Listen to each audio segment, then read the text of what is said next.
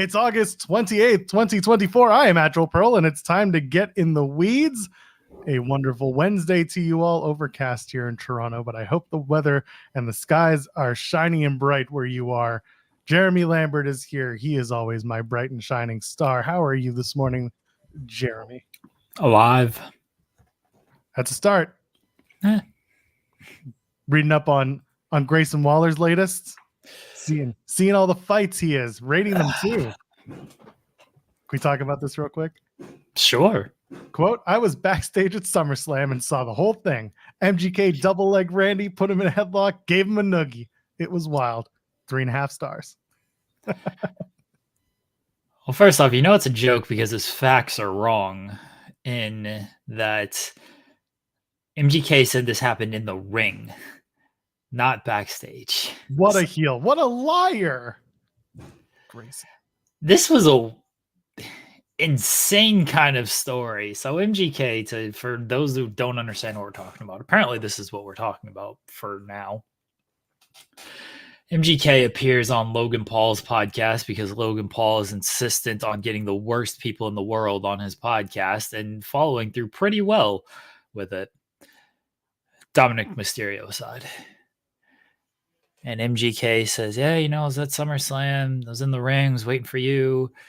And I saw Randy and, he wanted to be a better version of himself. He said, oh, I'm going to woo-saw. 3, 2, 1. Going to be a better version. Then he's like, fuck that. Sorry, I'm already cursing 2 minutes in. F that. I've passed it, right? I've broken it. So. It's gone. It's gone. Right. It is what it is. All right. So he said F that. Then he said F you to Randy Orton. That was that. Then he said, yeah, everyone was stunned. They were like, oh, is this real? Is this fake? Apparently this stems from an Instagram comment about 20 weeks ago, because Instagram does like the little week marker. So 19 weeks ago to be exact, where Kim Orton, Randy Orton's wife, posted a photo of like Randy's proposal pic next to a photo of MGK proposing to Megan Fox, and just captioned it, I do, 100 times, yes. And then Randy replied, MGK is a mark.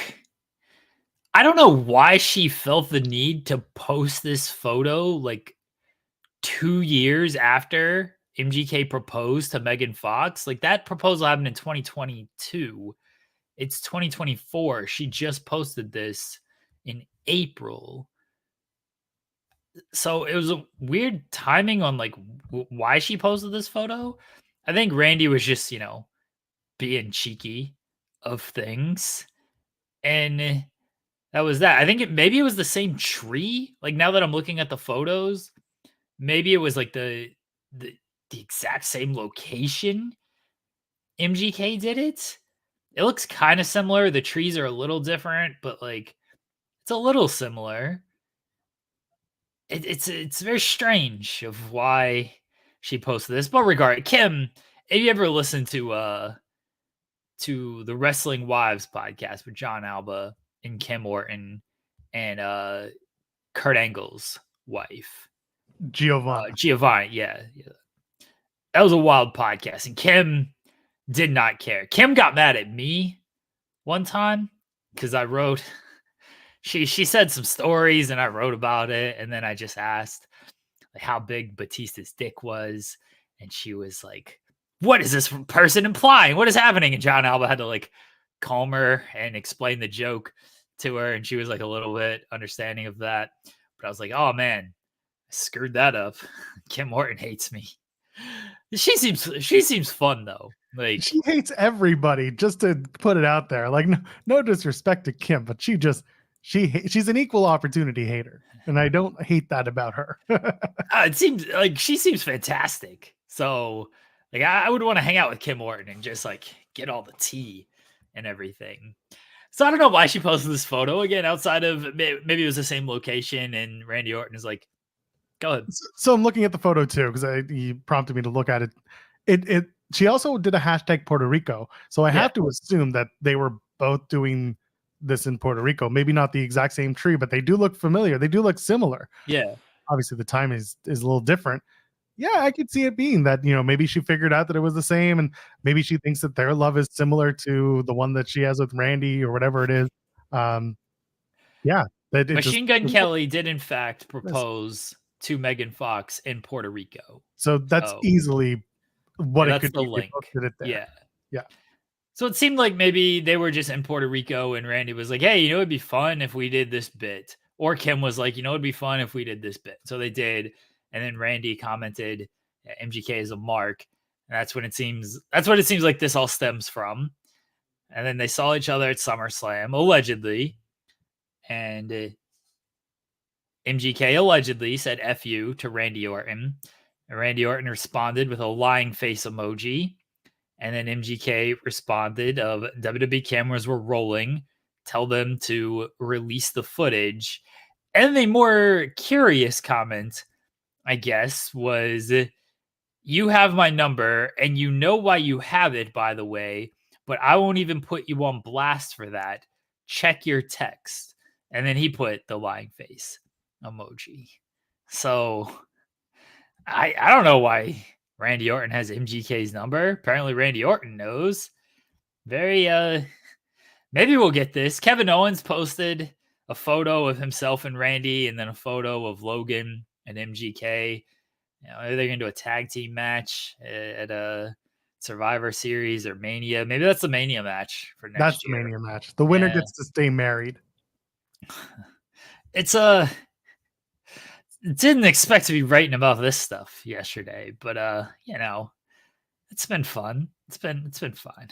Yeah, this is the little silly stuff that when we get to write about it, it's entertaining. It doesn't hurt anybody. It's just people being. It's not even a feud. They're just having a little stupid online spat. It might be a feud. I mean, like, I don't know the extent of this. Like, it might be an online. Yeah, it is an online spat. But honestly, like, if you're accusing somebody of lying, if you are saying like I said F you, and all kind of implying like he didn't do anything about it, I just said it, and he stood there and was like, "Huh, what?" And then there's lying accusations, and then MGK is saying, you have my number. You know why you have it. I'm not going to put you on blast for that. That implies that like he has it for reasons he doesn't want out there. And this seems like it's more than it's wrestling. I get it. They're all working, brother, but it seems like it's a little bit more than just, hey, we're in like a little disagreement over what happened here. Team MGK. It's a Survivor Series match. It's Team Orton versus Team MGK. And the Ortons have the advantage because they've got like 20 kids. And those kids are mostly grown up. I don't even care who's on Team MGK at this point. I don't care who's on Team MGK. I'm taking Orton anyway. He's friggin' sponsored by Nutella. And MGK is trying to cover up his tattoos for... Randy would break that man. He would eat him. He would literally rub him with Nutella and just eat him. Yeah, I don't feel like that ends well for MGK. Maybe MGK can fight. I don't know. I wouldn't go that far. I mean, Logan's on MGK's team. Logan's got some boxing experience. That doesn't mean anything with in a wrestling contest or like a real fight because takedowns exist and things like that. Dude, Orton like knows. I don't know who MGK is friends with. Probably a bunch of mumble rappers that I don't listen to.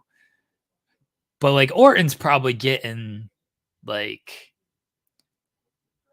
Tama Tonga on his team.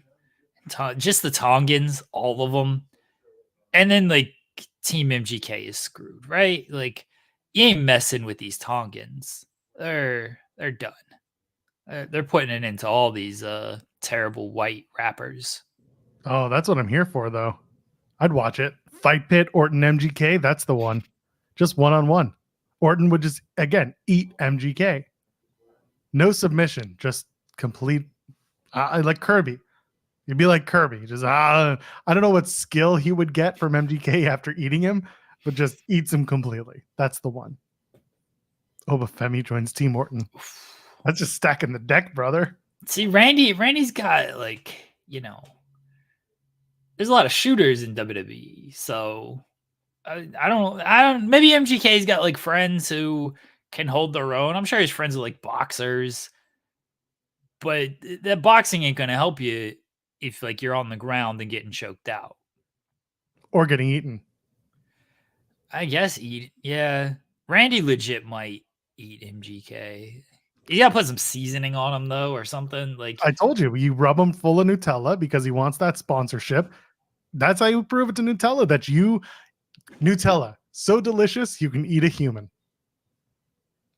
I don't feel like that's gonna fly. Maybe not for them, but it would fly for Randy. Yeah, I don't feel like that. I don't know how well that's gonna market to the children there, Joel. We're not marketing to the children. I get it. The 18 to 49 demo is important, but like Nutella, let's get up a little bit. Let's get viral with this weird marketing, shall we?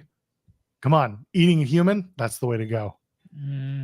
What's wrong with eating a human? Feels like cannibalism is frowned upon in life, you know? We're doing it wrong. We really are. Anyway, no way to segue out of that. Actually, we'll make it real quick, because we are a few minutes in, so I should probably give you the same old, leave a thumbs up. So go ahead, do that. And of course, while you're dropping the like and getting those fireworks, I wish you could make the fireworks into something specific so you could do the Sid pyro in the background just as we pay homage to Sid in a minute. That would have been fantastic. But unfortunately, that's not engineering that we can get behind just yet. And of course, if you haven't already subscribed to the channel, goes a long way. Gets us in your friends' faces and in your friends' ears. And I think people want that at this time of day. Every Monday, Wednesday, and Friday, 10 a.m. Eastern, till about noonish, sometimes later, sometimes not so late, depends how we feel. But let's move on. Got those out of the way. Super chats, of course, and email, get your question, statement around on the air. Supports us here on the channel. Let's transition. On Monday, Sean joined the show as he typically does, and we were just chatting away, doing what we normally do, and then we asked the question, "Hey, what's what kind of news? Give us a preview what you're going to drop on Select this week," and he gave us that. And then Jeremy, as you normally would, made a little quip saying, "Are you going to drop the Sid contract news?" And unfortunately, little did we know that later that afternoon, Gunnar Eudy, who is one of Sid's kids, had posted on Facebook that unfortunately, their dad, Sid, Psycho Sid, Sid Vicious, Lord Humongous, however you remember him in the wrestling world, Sid Eudy passed away at the age of 63. Cancer. Was it non-Hodgkin's lymphoma? Yeah. And very sad. As I can tell you, it's not easy watching someone deteriorate from cancer. It's an awful disease. I unfortunately had to watch that firsthand with my own father, and sending our love to the Eudy family. And man, there have been so many tributes to Sid Vicious and Sid Eudy, and it's really funny, Jeremy, when people send the messages to various, wrestling personalities being like, "What's your favorite Sid match?" And most of the replies are all the same. It's not about the match. Everything else about Sid was what made him amazing. So I guess I start with you. Sid, I mean, he was your dude. We talk about him you talked about him pretty frequently. I just followed along some of the time. I probably didn't talk about him enough. I don't think anybody ever talked about Sid enough, for being honest. But I did. It wasn't even a bit. But I went back and I looked and I saw, and it was like a year ago. And it was when Sean was teasing All In News last year. And I was like, oh, is it Sid? And then I just kept it up. Because I do like Sid. Anybody who remembers the famed Booty Pro Wrestling knows that Sid was the staple of that show. He was the ace of BPW. Always been a fan of Sid. And it's because he just ruled. Like, he's everything I love about professional wrestling. Guy with presence, just comes out there and immediately you're drawn to him. You look at it and you look at him and you're like, oh yeah, there's something about this guy. Like, your eyes get drawn to him, and he has such a commanding presence during his entrance. I just posted the other day the SummerSlam or Survivor Series, sorry, the Survivor Series entrance. I was like, this is your top heel theoretically, but getting babyface reaction against the top babyface in Madison Square Garden, like amazing. So we had the presence, the matches. Everyone knows, like, I'm fine with like your 5-star matches and stuff, but like I just like kind of straightforward 12 to 18 minute matches. Look, man, Sid won't go in much over 12 on his best days. Bless him. He was as straightforward was going to be. He wasn't going to do anything out of the ordinary. He was going to throw his strikes, throw his power moves, and he was going to power bomb you, and he was going to toss you around, and that was going to be that. And it ruled because he was a big dude, and that's how he should be wrestling. He shouldn't be doing a bunch of flips and technical stuff and all of this. Straightforward matches, just beating people up, tossing them around. And then he just had the funny moments, the unintentional funny moments. The why me when Goldberg had crushed his car and he's jumping on it. The half the brain. When he screws up and he's like, okay, wait, and we're live, pal. Like just the unintentional comedy that came with Sid. I don't even think he cared. I think that was the best part. Yeah, he ran into it because he was such an entertaining person that he didn't like. The wrestling came second. It was the entertainment first, and I always appreciated that with Sid. But then he did the worker shit too. He's like, nah, it's softball season, brother. I ain't gonna be there. Like, sorry. Trump travel ban. Can't show up to this. Sorry, brother. He main evented 2 WrestleManias. He was 2 for 2 when it came to WrestleMania. He main evented Starrcade. Like, this man was a main eventer everywhere he went. He jumped back and forth so much between the top 2 companies. Hell, even went to ECW for a spell just cuz. he got the bag everywhere he went.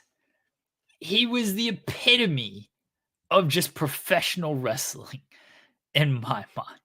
It's just everything you would want in a pro wrestler. Didn't seem to take it too serious. You know, went in there, did his job. Unless it was softball season. And he's like, all right, cool. We did business. Let's move on with our lives. And that was that. I don't know. He just, to me, he ruled. He was the master and the ruler of the world. I watched back the Shawn Michaels match from Survivor Series last night. Been watching promos. Been watching, just clips and everything. Watch him just toss jobbers around because, just fun stuff to watch. The intensity he brought with his promos, like it was very 80s, like over the top stuff with the yelling, but then he'd like quiet down and his eyes would get real big. And then he would yell again. He'd bring it back up. And it was just great. It sucked when we found out. So yeah, I asked Sean on Monday, and it's the bit that I do. Because I did wonder if, like, would he ever come back to wrestling? Would he ever do anything? I know clearly, like, he's been battling cancer, and so he wasn't in the shape of, like, a legend run that maybe he could have done some one-off appearances. But he came back, 2012 or something with the Heath Slater Yeah, that was match. 2012. Yeah. So, I didn't think he'd come back for like a full-time run or anything, but I thought like there seems to be a place for potentially Sid just power bombing a dude. Again, obviously now that you know why it didn't happen. Definitely thought he should have been in the Hall of Fame. 100% should have been in the Hall of Fame. So I always did the bit of like, oh, they're going to bring in Sid because I always liked Sid. I always thought like, even though he was very clearly positioned strongly during the 90s, it still felt like they could have gotten so much more out of him. And look, maybe he didn't want to. He was doing softball. I understand you don't want to commit to this guy who isn't going to fully commit to you. And that was also the charm of Sid as well. But man, if he was in wrestling today with just the look and the intensity and the way they do stuff, he would have been even more over. He would have been even more godly in wrestling. I'm sure people would be like, "Oh, we can't have a 5-star match," and blah blah blah. Like, Sid was gonna captivate you. All right, he was gonna captivate you when he was in that ring and when he was on that stage. And he was a big guy. He was a big. In what world, especially in that time, was the expectation that the big guys would be working 20 plus minutes? The idea was he's a big dude. He's going to beat the crap out of you and then he's going to leave the ring. Look, minute and a half, 5-minute matches. That's what big dudes do. We're going to talk about stuff that happened on Raw and like the Braun Strowman and Bronson Reed stuff. Like that was the epitome of two big dudes doing what big dudes do. And Bronson Reed's work lately has been about crushing people, has been about being a big dude who doesn't need to work 20 minutes to get his point across. And that's what Sid did. Sid didn't need to work big, like big, long matches. He just needed to work big, period. And he did. According to Cage Match, his last match was 2017. I'm not going to talk about who he faced because that person's a insane human being, as it turns out. But regardless, had his last match in Ottawa, my hometown, no less. But yeah, other than that, the match with Heath Slater in 2012, before that was his last match. It was that, and then the Ottawa appearance. And other than that, he had been pretty quiet in the world of wrestling. I think he did a couple signings here and there. He had his podcast in 2019 that went until about 2021, and then that was it. He mostly became a family man by all accounts. Loved his grandkids. A lot of photos of him with the grandkids, and it sounded like a lot of the reasons why he wouldn't do the autograph circuit may have been because when offered, he decided I'd rather just kick it at home and run my business with my wife and do stuff with my kids and my grandkids, and all the power to you. Because at that point, if you don't have to worry about the money, then you can do whatever you want with your life. And it sounds like Sid did that. But like you said, it would have been really fun to just see that one last modern day Sid appearance. Just that one. I don't know who it could have been against or who he would have taken out, but someone there could have been a lot of fun for him to interact with, and just maybe he could have passed on the big man gimmick to somebody on the roster at the time when Braun Strowman was at his height. That would have been a great time to do it, but it's not to be. I was always surprised that he didn't do like a GCW spot. And maybe like if we ever talk to Janela again, Janela knows everybody. Like maybe it was something that was offered and he just decided not. Ask? Sorry. I may have. I may have, honestly. I feel like you may have in an interview, and he said something about having his number or a connection to him. Janela knows everybody. Janela does know everybody. Sorry to cut you off. I'm just like, I'm so vividly remembering our last chat with Bruce Hart, and that's where it came up. Yeah, I may have. I don't recall because my memory sucks, but I was always surprised that he never did that. And yeah, I'm sure he had his reasons. I don't know if he was even ever asked about it. So maybe he didn't do it because nobody asked him. He could have come in there and beat Effie. Everybody's beating up Effie, so that could have happened. But I was always surprised that like GCW didn't bring him in for something because they love doing that kind of stuff. Yeah, man, it sucks. And I see some of Ryan saying cussing and calling Bret Hart crybaby will always pop me. I use that line, the I don't know shit crybaby. So when I was trolling, not even trolling, when I was before All In, when I was like, oh, Jon Moxley and Hangman Page aren't booked, which by the way, Jon Moxley didn't show up, you dorks, being like, Moxley's going to be there. Well, he wasn't. He wasn't booked. He wasn't. But somebody replied of like, oh, there's a difference between being booked and being advertised. And I just quote tweeted like, I don't know shit, crybaby. And it actually made the person laugh. They found the humor in that. I use that line on the wife all the time. Anytime like we're just hanging out and she comes across something or needs to tell me something, like if she starts a sentence of like, did you know? I immediately cut her off like, I don't know shit, crybaby. And then she just looks at me and is like, I fucking married this person. Jesus, what's wrong with me? So I love that line. Don't ask me like, did you know something? Because that's going to be your response. It's going to be, I don't know shit, crybaby. Can confirm he's used it on me too, on and off the air. Jimmy Van had posted. Jimmy Van posted a pretty memorable segment. It was the Skyscrapers taking on Mike Blackwell and who was Dan Spivey. Was it? No, Dan Spivey was part of Skies. No, Dan Spivey was. It was the other side. Yeah, it's Dan Spivey. Sorry, I'm having a brain fart. But Blackwell wouldn't sell for the Skyscrapers, and it got real gross for Blackwell. Even after the match, they just kept going. It became a brawl, and just stuff like that. It's like Sid protected the business as much as he protected himself in that way. This was also granted earlier in his run, but yeah, there was just a lot of things about Sid. Sid lives in lore because of many weird and funny stories. There's the scissor story with Arn Anderson, and how shortly after that he comes back. That's when he's called Psycho. Is that what he's called, Psycho Sid? Is after the Arn Anderson stuff. Like it's very shortly after he gets rebranded. Psycho Sid was WWE stuff.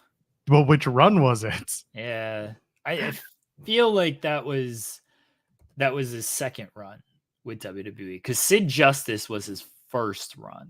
Yes. When he main evented Mania 8. I think Psycho Sid was the second run. Regardless of the timing, he lives in lore because he just did things. he existed on the plane of wrestling, and he vanished. And now we know why. He kept his cancer very private, and his personal life as well. So he moved on, and he's passed, and it's sad. It is very sad because he was one of those like, one more time, please. But we didn't get to see him one more time. If he's not in this year's Hall of Fame, easily will be in next year. I think it's early enough at this point that if you haven't started talking about it, he's the guy that you can put in immediately. He's got so many stories. His sons are so willing to talk about him as a father, as a human. Whoever inducts him will have stories as well to tell about his time in the business.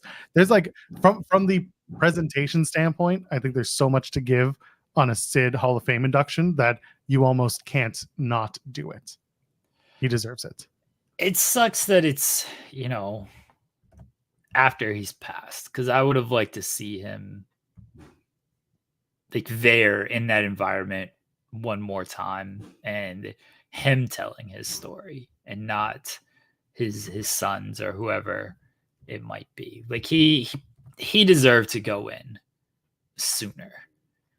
And so it sucks that it's going to happen, assuming it happens, where he's not going to be able to be part of it. I know a lot of people, I don't know how many people bag on Sid.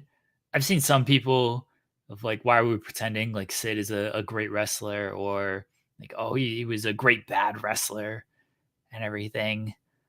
Man, Sid was a great pro wrestler. I understand that you guys, not anybody in particular, general comments, let me clarify. I understand that people are like, oh, what's Sid's best match? Like, he wasn't that great of a worker. He wasn't putting on classics or anything. Man, pro wrestling is just more than just the moves you do inside the ring. You listen to any successful pro wrestler, the ones that have really drawn money, the ones that have been at the top of the mountain, and they'll all tell you, not necessarily the moves you do, it's when you do the moves and the timing of the moves. And the man was captivating in the ring. Maybe he wasn't the best technical wrestler. Maybe he didn't have all these classic matches, but he was in the ring and you paid attention to him, and he worked to his style and he worked to his strength. That's all I ask for. there's a lot of great ways to enjoy professional wrestling. I think if you can't find some enjoyment in Sid, I don't know if you, I don't want to be mean to anybody. If you can't find enjoyment in Sid, okay. But I think you're taking maybe wrestling a little too serious if you can't find some enjoyment in what Sid did. I think that's exactly it. Yeah, that's exactly it. Wrestling is not a serious sport. There are serious moments, but it's not to be taken as seriously as some people might. Someone pointing out in the chat the first Sid post broken leg match, or this first spot he had, he ended up doing the power bomb to Sami Zayn. That's something that's been going around, and yeah, I remember that, and I feel like on one of our many conversations with Andrew, with Shane Hawk, yeah, he mentioned Sid coming to IWS and some of the stuff that went on there. So go back and watch some of those old interviews with Shane Hawk, because not only is he like an incredible wrestler and human being, but the stories he has from many years in this business, he can tell stuff about Sid that you would have never expected. But that's one that went around. I was like, was it IWS? Because it feels like that would have been an IWS.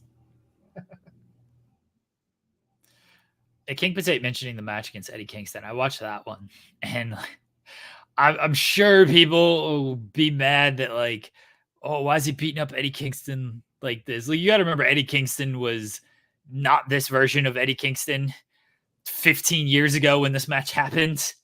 So, and Sid was still a presence in pro wrestling.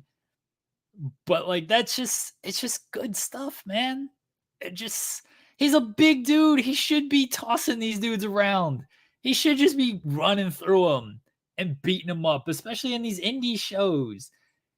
I don't want to see Sid doing these classic matches or anything. I want to see him getting in there, throwing his big wind-up strikes at you, hitting you with a clothesline, hitting you with a power bomb, getting the hell out. That's it. There is one match that I do need to see, though, now that I'm looking at it. And this is a long one, but there are a lot of people. Juggalo Championship Wrestling. So he worked a JCW show. He worked Bloody Mania 3 in 2009. And this is a hilarious matchup. Corporal Robinson, the Insane Clown Posse, Scott Hall, and Sid Vicious. Oh, man. Versus the Young Altar Boys, Terry, Tim, Todd, and Tom, and Trent Acid. Yes. This is a match that I need to see. 26 minutes. But I assume Sid did about a minute and a half. Scott probably did about 2 minutes. Yeah. You might have to flip those. I don't know. Or you might have to even cut those in half. That's true. Back then. But, oh, man. There are some matches that I'm looking at on Cage Match that he did. And I'm like, God, I have to see these. Never worked TNA. Son of a bitch. Can't believe it. I came to Sid a little late, like in the later years of WCW. That's when I first got exposed to him, and then I went back and started watching his WWF stuff and some of his other stuff, like his NWA stuff. And he was special. And the stuff in WCW to me was like, it was captivating because we'd moved on from Goldberg, but we were still doing Sid and Goldberg. And so there were more stories than just who is Goldberg going to beat this week. And Sid doing the made up wins and losses, the made up streak, stuff like that from Sid was fantastic. Never took himself seriously. Always was out there having the best time of his life. And it was just, it's easy. It's easy to watch Sid when you do not take Sid seriously. When he wanted you to take him seriously, he made you take him seriously. But 9 times out of 10, he would not care to watch you take him seriously. Shawn Michaels, there was a lot of messages from Sid. Yeah, like remembering him and everything. And I thought Shawn Michaels had a good tweet of just oh, am I still here? Yeah. Oh, okay. Sorry. Okay. But Michaels is like, he helped boost like the Heartbreak Kid character. Like the Heartbreak Kid wouldn't be the Heartbreak Kid without Sid. People gotta remember, Sid came in after Shawn and Diesel split, came in as like the new bodyguard, but then they split, and then they ended up working the match at Survivor Series, and then Rumble. There was a time where like Sid joined the corporation, and then they kind of were trying to be friends again, but then they couldn't trust each other. It was kind of all over the place. But like the Sid character did help Michaels find himself after the Diesel split, and I was glad Shawn put some recognition into that. One of a kind, Sid Vicious. Sending our love to that family, because it's a tough world to navigate when you lose somebody like that. And of course, the wrestling world has been reacting since Monday when the news came out. It was surreal, especially because, you know, we had everything that that happened with was it Sika or Alpha? My God, was it Alpha who recently passed? Yeah, Alpha. I mean, they both. I know they're within a couple months of each other. I know there was the story about the report that he had passed, and then the daughter saying no, not yet. Regardless of that, I'm saying we just had something like this happen, and so when I caught Sean's reporting, it was, you know, Gunner is saying this, Gunner's reporting, and then it was the Facebook thing, and I was like, you almost stutter step because you don't know. Is someone hacked? Is this a real account? Sid, obviously, there's the fake Sid Twitter account that's been around and has been talked about ad nauseum. So there was definitely a moment where I was just like, is this real? Because Sid's been out of the public eye for so long, and then unfortunately it was reality. It was true, and everyone kind of reacted as the news came in, and as everyone found out. So WWE ran a really good package on Sid during Monday Night Raw, and I'm sure that there will be a Hall of Fame induction in the very near future. Should be, we shall see, but should be. Speaking of Monday Night Raw, today was confirmed that Joe Tessitore and Wade Barrett are going to be taking over on September 2nd. They will be the new Raw announce team.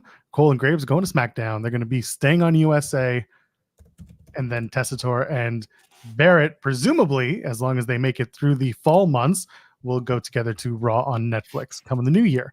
It's pretty good. Oh, no, wait. Then from the start of January, the Raw team will go back to Michael Cole and Pat McAfee. Why did I not finish the sentence? This is I guess we're just bringing on Tessitore for the sake of giving him a tryout. I don't know if how long Tessitore is going to be there. I don't know if they are going to do a 3-man booth once McAfee comes back, of McAfee, Cole, and Corey Graves, and it's Tessitore and Barrett. Still no idea how all of this is going to work. It seems like it's obviously shifting around with McAfee gone, and then you have Tessitore coming in. And some of it might be performance dependent on how Tessitore does. And if he's not comfortable, or he's not a fit, then they change it around. But what we do know is that, Joe Tessitore and Wade Barrett are going to be the team starting on September 2nd. And then McAfee and Cole and Graves on SmackDown starting September 13th. I mean, fine. I think Cole and Graves are good together. They have got a lot of experience together. Very curious to see how Joe Tessitore does. From what I know of him watching football and boxing, I think he does a good job. Obviously, the WWE environment is different. By everything I've heard, he is a wrestling fan. He is studied up and knows the business and will be familiar with everything. It's just a matter of presentation, and if they're gonna kind of allow him to be himself, and if he fits with everything. I think Barrett does a good job, but it's a big difference, doing college football and boxing, where it is a real sport and you're the play-by-play guy and you're laying out for the color commentator to give insight, Whereas professional wrestling, you're the play-by-play guy, but there's a little bit more banter involved with the color commentator who is giving insight, but is also trying to get himself and stories over and might play a heel as well. Like you just don't know how the dynamic is going to work. I hope it's not, oh, let's give him 3 months and then if he doesn't work, let's switch it up. Like I truly think like you need at least a year in that role to be comfortable. And I think anything less than that is a disservice to the person in that role. This is also going to be the first voice brought into WWE on main roster that's not going to be produced by Vince McMahon and Kevin Dunn. So maybe there's an opportunity that this person is going to feel a little more comfortable, a little more confident, because there's not necessarily going to be someone in their ear nearly as much, because by all accounts, Triple H and whoever's running the truck in the back right now have been much more hands off when it comes to commentary and letting them do their thing. They're not as heavily produced as they used to be. And if you got a guy like Michael Cole who's running all of the announce teams behind the scenes, he can get Tessitore kind of up to speed on how the product is maneuvered on a week-to-week basis, because it is different from calling the other sports that Tessitore does that you had mentioned. He's got to come in and if he's knowledgeable about the product, and if he gets to sit down with Wade Barrett, maybe they get to do some test work together, get comfortable with each other before they start on September 2nd. I mean, that's really close. For all we know, they've already been working together just to get a little bit of synergy going, a little bit of chemistry going. But I mean, I'm looking forward to it. All eyes are going to be on Tessitore and Wade on that first week, and we'll go from there. Yeah. It'll be interesting. I don't know. I just find it funny that it's like, yeah, we're going to try this for this fall, and then we're just going to go back to Cole and McAfee on Netflix come January. Have fun. See, I don't know if that will be the case. I know McAfee has said that he'll be back for Netflix and he'll be back in January because that's when college football season ends. But we don't know how the landscape is going to change by that point.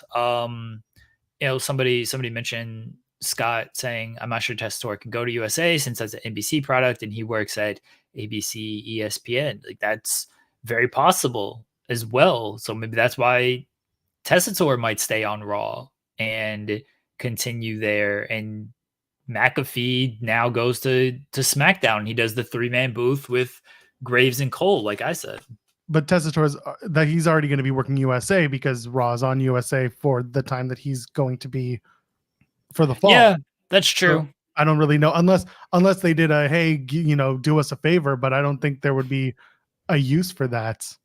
I think it's just like Tessitore is coming in and working WWE, and it's less about his broadcast because his contract's not with USA. His contract's with WWE. Their deal is with USA. I don't know if that precludes him. I don't know if he's even working for ESPN anymore. Yeah, Henry just said he left ESPN. Tessitore. Okay. Oh, there you go. So, yeah, I don't think there's anything concrete because the original reporting when Tessitore came in was that it was going to be Cole, Graves, and Barrett as like a 3-man booth, and it was going to be Tessitore and I don't know who at that point. But it seemed I had this image in my head of Tessitore and Booker T calling the action. I would have hated every minute of it. So the reporting's been a little all over the place and not super confirmed until now, where WWE has confirmed it. And until things actually happen, we don't know what's actually going to happen. Like that's Scott's saying that he did the game this past weekend in Ireland. So there you go. Who knows how these contracts work? But he is going to be part of USA Network when Raw, because Raw's on USA through the end of the year. So there is still the crossover between USA and him doing stuff with ESPN. So again, until things happen and until the show airs, like we don't know what it's going to look like come January. Speaking of things that we don't know how they're going to look, how's Vegas? The news yesterday definitely threw everyone again through a loop. WrestleVotes had tweeted out that there was a town hall meeting. Mark Shapiro was presiding, and that there was reference to the biggest news coming out of the meeting. This is courtesy WrestleVotes. This is the tweet verbatim. I'm told the biggest news to come out of the meeting is that the WWE Performance Center will be moving to Las Vegas in the near future. Sean then put up a free post over on FightfulSelect.com, so go check that out. It is free, so if you're not doing the $5 a month or above tier, it is available to you. Basically saying that that's not the case. They're not moving the PC to Vegas, and that the idea was that in the meeting, Mark Shapiro was saying that Vegas is on the table as a place for expansion, and it was essentially that. I think maybe there's a possibility, this is me now editorializing, there's a possibility that people read into that as, oh, we're moving the PC to Vegas because the UFC Apex is there and it's TKO and we work with UFC. But as of right now, it feels like Orlando and the PC are going to be staying there together.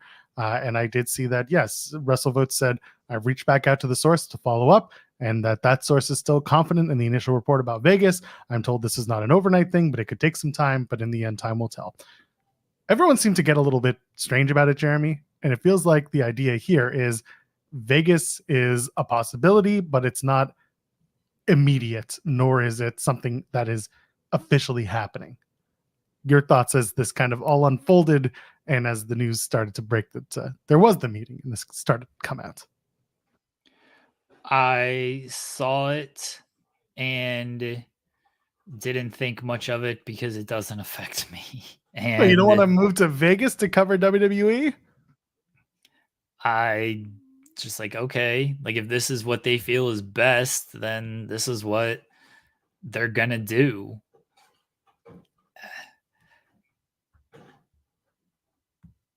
Oh, that was the end of the statement.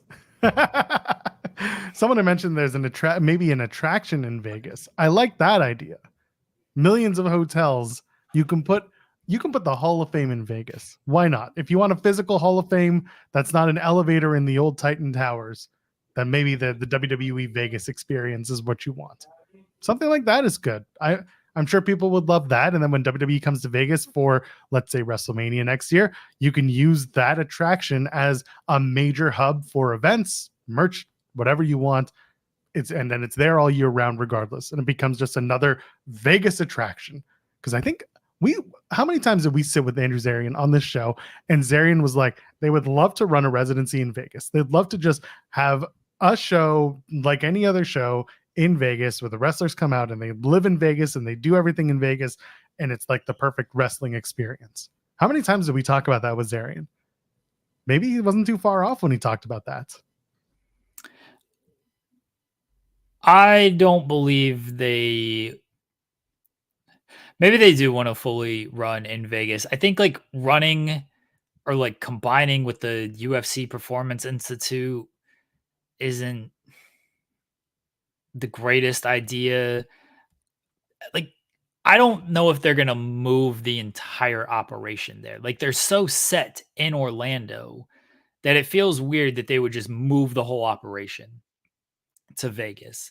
That's what kind of confused me about it. But then at the same time, I was like, yeah, sure, WWE just makes decisions and they got the UFC there, and maybe for cost synergy, it just makes more sense to be in Vegas where the UFC also is. But I guess time will tell on this. It doesn't affect me. Whatever they decide to do is what they're going to do. However, it saves them a couple dollars to possibly make a couple more dollars is what's going to happen. And, you know, now these trainees will just, instead of moving their life to Orlando, they'll move their life to Vegas.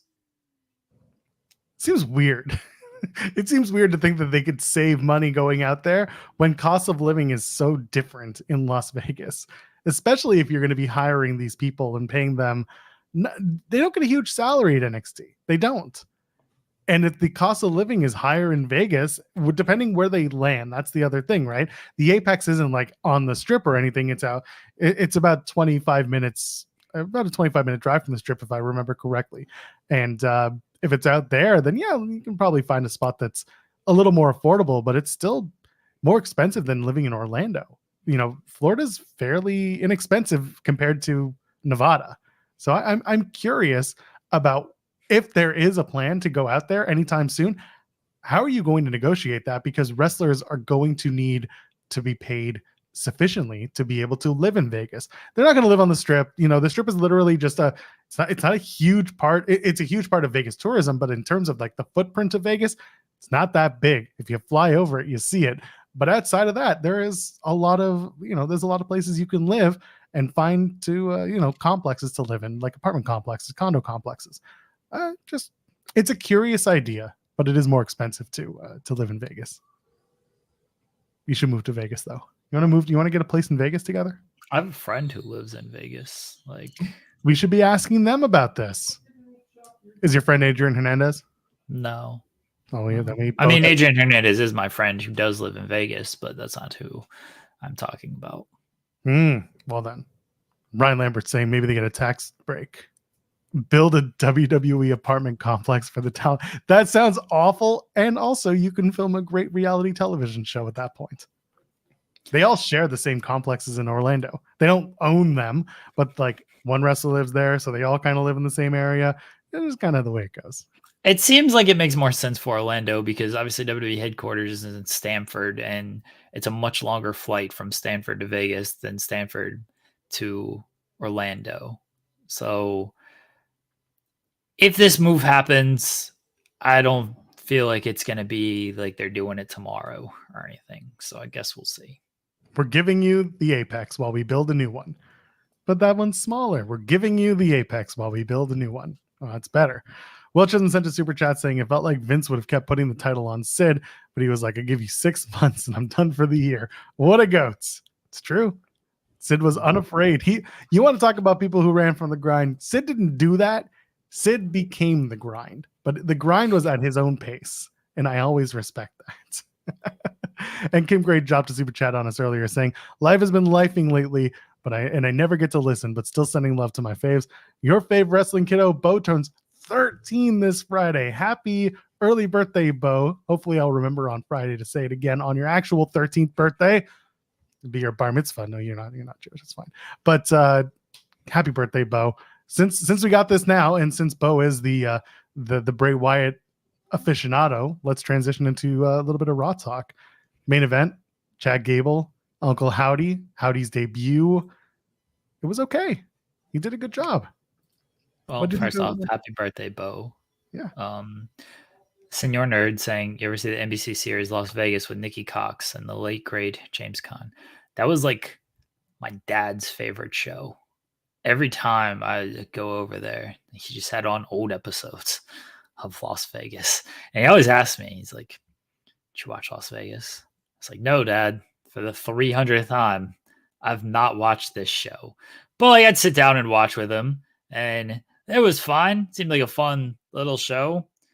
But my dad absolutely loved the show Las Vegas. Oh, man. I never watched that show. Trying to think. I watched it when my dad did. That's the only time. Otherwise, I could not tell you anything that happened. There's probably a Pluto TV channel that has that show on repeat. Probably. Pluto has everything on repeat. It's absurd. It's great white noise in the background while you're working on. Anyway, Raw. Howdy made his debut.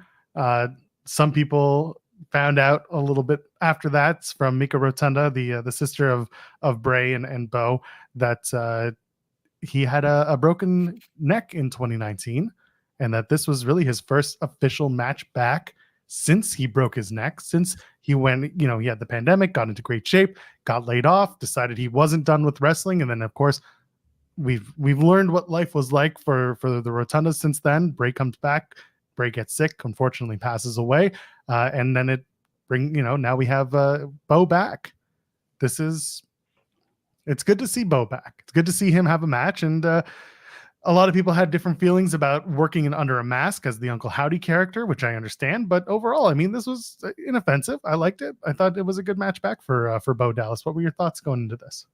It's tough to have a bad match with Chad Gable. And this was a fine match. I'm very curious as what the presentation is moving forward. I like the promo he did, the VHS promo beforehand. It was earlier in the show. I thought that was really good. Now I'm curious as to what's next for them because they've beaten American Made. I don't know what else you got out of that whole thing because the Wyatt Six beat up the Creeds, and now Uncle Howdy's beaten Gable. What more can you accomplish with that? You need to do the So full tag. I guess that's the next step of Ivy, Creeds, and Gable against Nikki. Somebody's got to sit out for the Wyatt Six, and maybe it would be Uncle Howdy. But yeah, like it seems like that's the end of things, and now it goes on to all right. Well, what's next for the Wyatt Six? And I guess we shall see what is next. Is there a world where the Wyatt Six and the Bloodline go after each other? Talking about families, turning on families. Not anytime soon. Oh yeah, I'm not saying next week. I'm saying like Vegas PC several years down the line type of stuff. I don't know. I don't know. It's fair. People saying Wyatt's versus the Judgment Day. That's not a bad shout. After we get through the stuff with Terror Twins, as they're being called on TV, which I wish they had just kept that as a socials thing. But anyway, What's wrong with the name Terror Twins? It's kind of hokey for television. It's fine if it's two friends who get drunk on a Saturday night who think they're the shit in their local college town. That's when it's okay. Being like, we're the Terror Twins on TV, and you're like two very big, good-looking human beings, trying to kick ass. It's a little too on the nose. It's a little weird to me. But Final Testament is the other name that's coming up a bunch in the chat. It would make sense in a certain way, only with the numbers. But other than that, I don't know. Like you said, I don't know where the Wyatts can continue after we finish up with Gable. And again, I'm hoping that they're not going to be going after any titles anytime soon, because that shouldn't be why they exist. That shouldn't be their mission statement. And it hasn't been since they've started off. They've said so much. I don't know if they have a reason for Final Testament or whatever that group's name is, because they haven't really turned against family. Like their whole mission statement has been people have turned against family. Like that hasn't. Go ahead. They're trying to get family to turn against each other, though. Yeah, but so if they're successful, then it's on them. That was Cross's whole thing. Cross caused that. So they're righting the wrongs that these people have created, not that they have done necessarily. Okay, I see what you're doing there. That could get ugly. That could get not good, because feuding with American Made is fun because Chad Gable and the Creeds are serious wrestlers, but can also play up the comedy aspect of things and like sell very well. This other group, they ain't got those same kind of chops.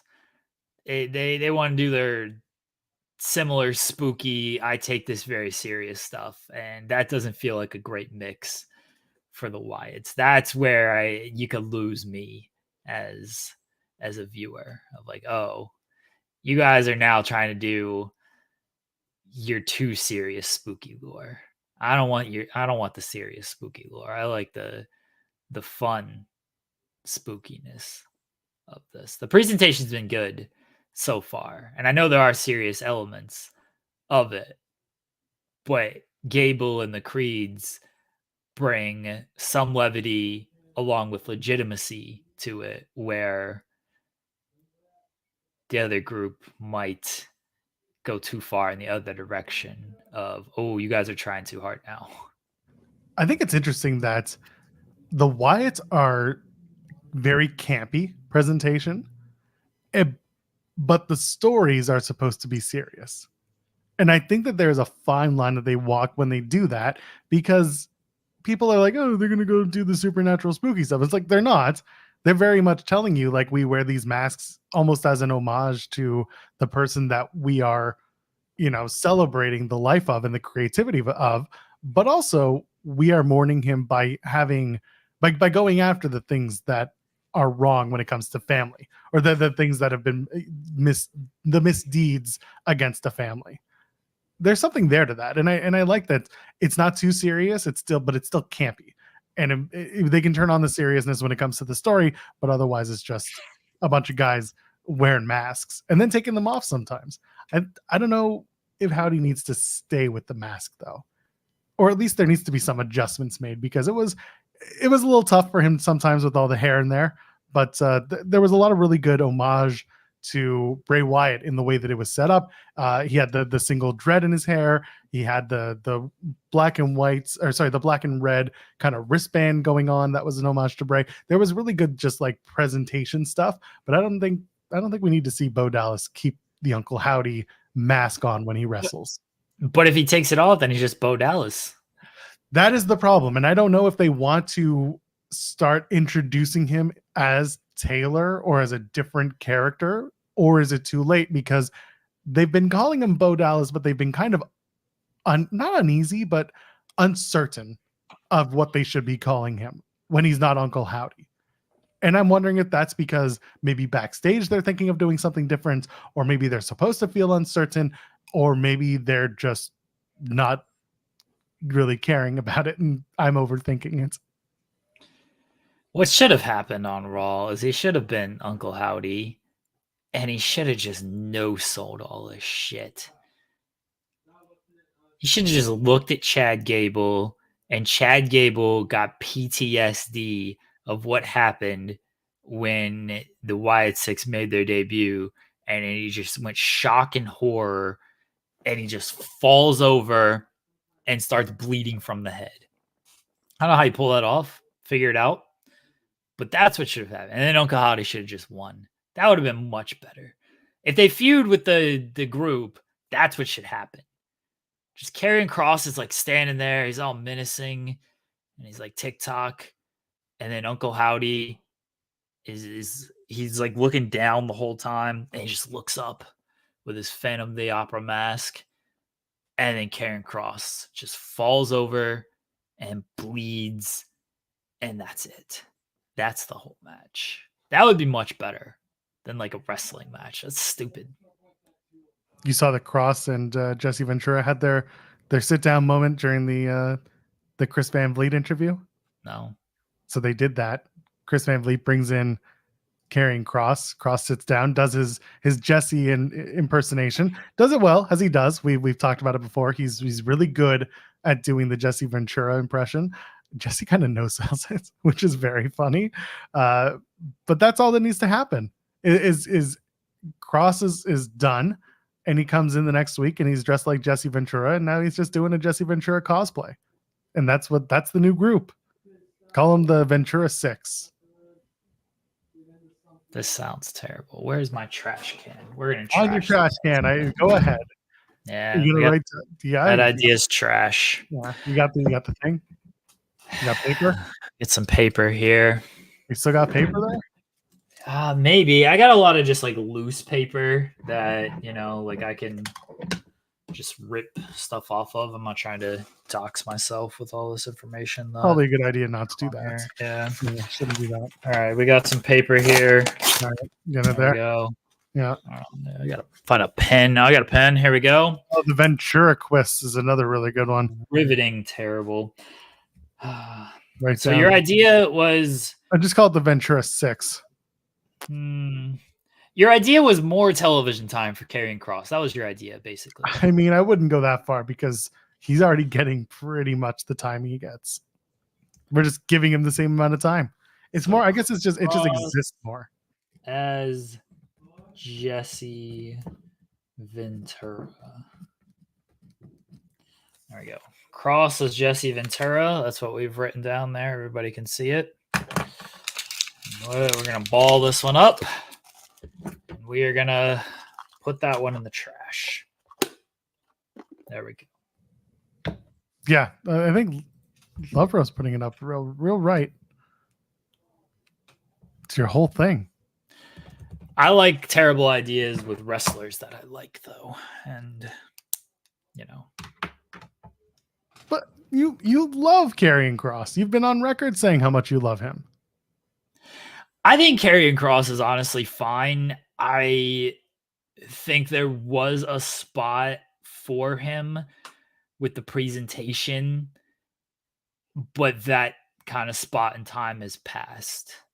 That's where I'm at on Kross. I do think like the NXT, the early, and I know this was during the pandemic, but I think the early kind of presentation where he was sort of psycho kind of killer person, I think that's a good presentation of him. This presentation, this stuff just isn't my cup of tea. And they just authors of pain and everything. Yeah. They're just there. And like that's them coming after you. Sounds like Jesus. Sounds like Jesus? Good Lord. Oh, that's funny. Whatever that sound was. I hope they make it again. Anyway, yeah, they just exist. They're inoffensive. They're just there. They happen to be on TV. I tend to agree with you. We've made jokes about the name of the group. We still don't know what they are, but I'm looking forward to whatever they can figure out next out of this, because Kross is actually entertaining. He's fun. He's actually an okay wrestler. I wish that he would get rid of the setup to his finish, but other than that, he's good. Oh, yeah, that finish is the pump handle into the pickup into the driver. There's a lot of things that don't mean a thing to get to the move. Dude went to like a 2K move creator and was like, how many cool transitions can I put in this until I just do a regular ass pump handle slam? Gotta add the fireman's carry to show how powerful I am. Then we gotta bring him around. It's very funny because it's like, I'm gonna hit it on Bobby Lashley, and Lashley's a big dude. He's a powerful dude. I'm gonna do it to Lashley, and it's gonna show just how amazing I am. And then he did it, and everyone was like, cool spot, way too much. And he was like, shit. Yeah, I think Kross can do well with a different presentation. This presentation for me is just, it's not something that I'm interested or captivated by. Like I think something like if you're gonna insist on doing TikTok and friggin' hourglasses and all this stuff, like I think something like counting down to like a demise can work, but they don't really do it all that well. Like this New Day stuff is like really ran the course of interest to where it's like, all right, cool. But is this gonna ever pay off to anything? And so far they're just still just doing stuff, and who knows if it is gonna pay off. And like if it does, it doesn't.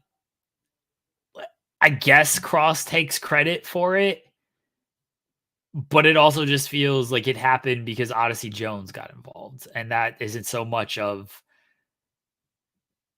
Kross's group like doing anything with them. It's just, Odyssey Jones got involved, and so now that's where the sort of doubt and stuff comes across. Karrion Kross just seems like secondary, and his group just seems secondary to that whole thing. And there's stuff for him. My favorite Karrion Kross thing is when he like tried to TikTok on Roman Reigns, and Roman's like, that shit don't work for me, brother. That was hilarious. That was just before the pandemic, wasn't it? No, that was his debut. You're right. It was his re-debut. He comes out and he attacks Drew McIntyre, and they put the little hourglass in the ring and looks at Roman, and then he's ringside for Roman and McIntyre. And it's like, oh man, Karrion Kross, he's Triple H's guy. They're gonna have him feud with Roman. And Roman's like, nah. More like go talk yourself out of this one, bud. Oh yeah, I remember that now. That's funny. And you got that. Just Scarlett would come and flip the thing around. Yeah, that's kind of cool. Like again, like that little presentation. If you want to like count down to like the person's demise and everything, or like he's like a hitman almost. Like I think there's a presentation there. I like this presentation in TNA before things like fell apart. I thought that was a good use of him. But we're like 6 years removed from that at this point, so it's been a while. That's fair. It was good in TNA, except for the White Rabbit thing. But anyway, well, not important. CM Punk, Drew McIntyre. There wasn't much to this. I think honestly the best part was CM Punk being on Instagram Live before he went and attacked Drew McIntyre. But other than that, promo was what it was. It feels like we're just kind of limping into this Bash in Berlin show because half the roster is already abroad, and we're just rehashing a story to get to the point. Nah, this fucking ruled because Drew's like, this little bitch only attacks me from behind, and then CM Punk being a little bitch only attacked him from behind. That's funny. Great. And meanwhile, you got Punk just the Drew promo just, I love it. He's like, oh, little Timmy came from 2,100 miles away to come and see his Lord and Savior. And I'm cackling just because when Punk did that, there was a group of people who were just like, why is he being so like self-righteous? You know, it's like he was trying to make it sound like, I love my fans, I appreciate my fans. And then Drew just kind of took that and was just like, yeah, let's throw that on its head and kind of prove the point, quote unquote, for the audio listeners. It was funny. It's a good point. I like that. Yeah, this is all, he's going to attack me from behind. He does exactly that. Yeah, I saw the IG live after this had happened. So I was catching up on Raw and I was like, why is there an Instagram live from CM Punk? And then when I went back and saw the attack, I saw Punk like leave his phone on top of the on the ring apron. And I was just like, oh, that's why that happened. It was very funny, but yeah, you know, it's fine. Someone's saying there's a lot of pressure on the match. There is. I think this ends with CM Punk getting the win. And then McIntyre can just come out on the Monday and just be like, yeah, you beat me, but you didn't pin me, and I still got this. And then that gets to the bad blood match. This being the friendship bracelet, not my watch. Although I'm sure he has a beautiful watch on too. I don't think McIntyre is gonna lose, especially if it's a 4 corners gimmick. I think that it's gonna be a McIntyre victory, maybe like a backdoor nonsensical victory, because you can get away with that in this 4 corners nonsense. But yeah, I think that McIntyre is gonna win, and then it'll finally pay off at Bad Blood, hopefully. Everyone's kind of wondering what the Hell in a Cell match is going to be. Is it 1 match? Is it 2 matches? Is it 3 Hell in a Cell matches like 2016? That was fun. Is this the Hell in a Cell match, or is there or does Cody get the Hell in a Cell match? Is there a reason for? I mean, it's Bad Blood. It's Atlanta, so it's his home base. But is there any match that really necessitates old school wrestler Cody Rhodes getting, you know, a Bad Blood main event in a Hell in a Cell? That's doing the lights in here. Yeah, I agree with that guy. No, what do you think? Oh, I think McIntyre and Punk has the best story for Hell in a Cell. I don't know what the Cody match is. Cody's going to face Kevin, unless Kevin shows like a vicious side and like turns on Cody, maybe after the match or something. Then I don't know if Cody has a Hell in a Cell worthy match. So I think McIntyre and Punk is the worthy match that they're actually building. What if they ran Cody Roman in the Hell in a Cell? They ain't fucking doing that. I know. I don't think so either. I'm just trying to think. The only match that would be necessitative of that would be the Roman match, but there's no reason to run to that. The show's already almost sold out, and it's well over a month away. So I don't know if there's anything you need to do. Kevin Owens turning, sure. I mean, Randy is still my expected turn. I think that's going to be where we're going. And KO is just like, I told you, like you didn't trust me. I don't think we're getting Randy anytime soon though, because he's got Gunther this weekend. And then I don't think they're gonna do it, and then it immediately jumps to a Hell in a Cell match. No, I'm just saying Cody and Randy as like a match, not a Hell in a Cell. Right.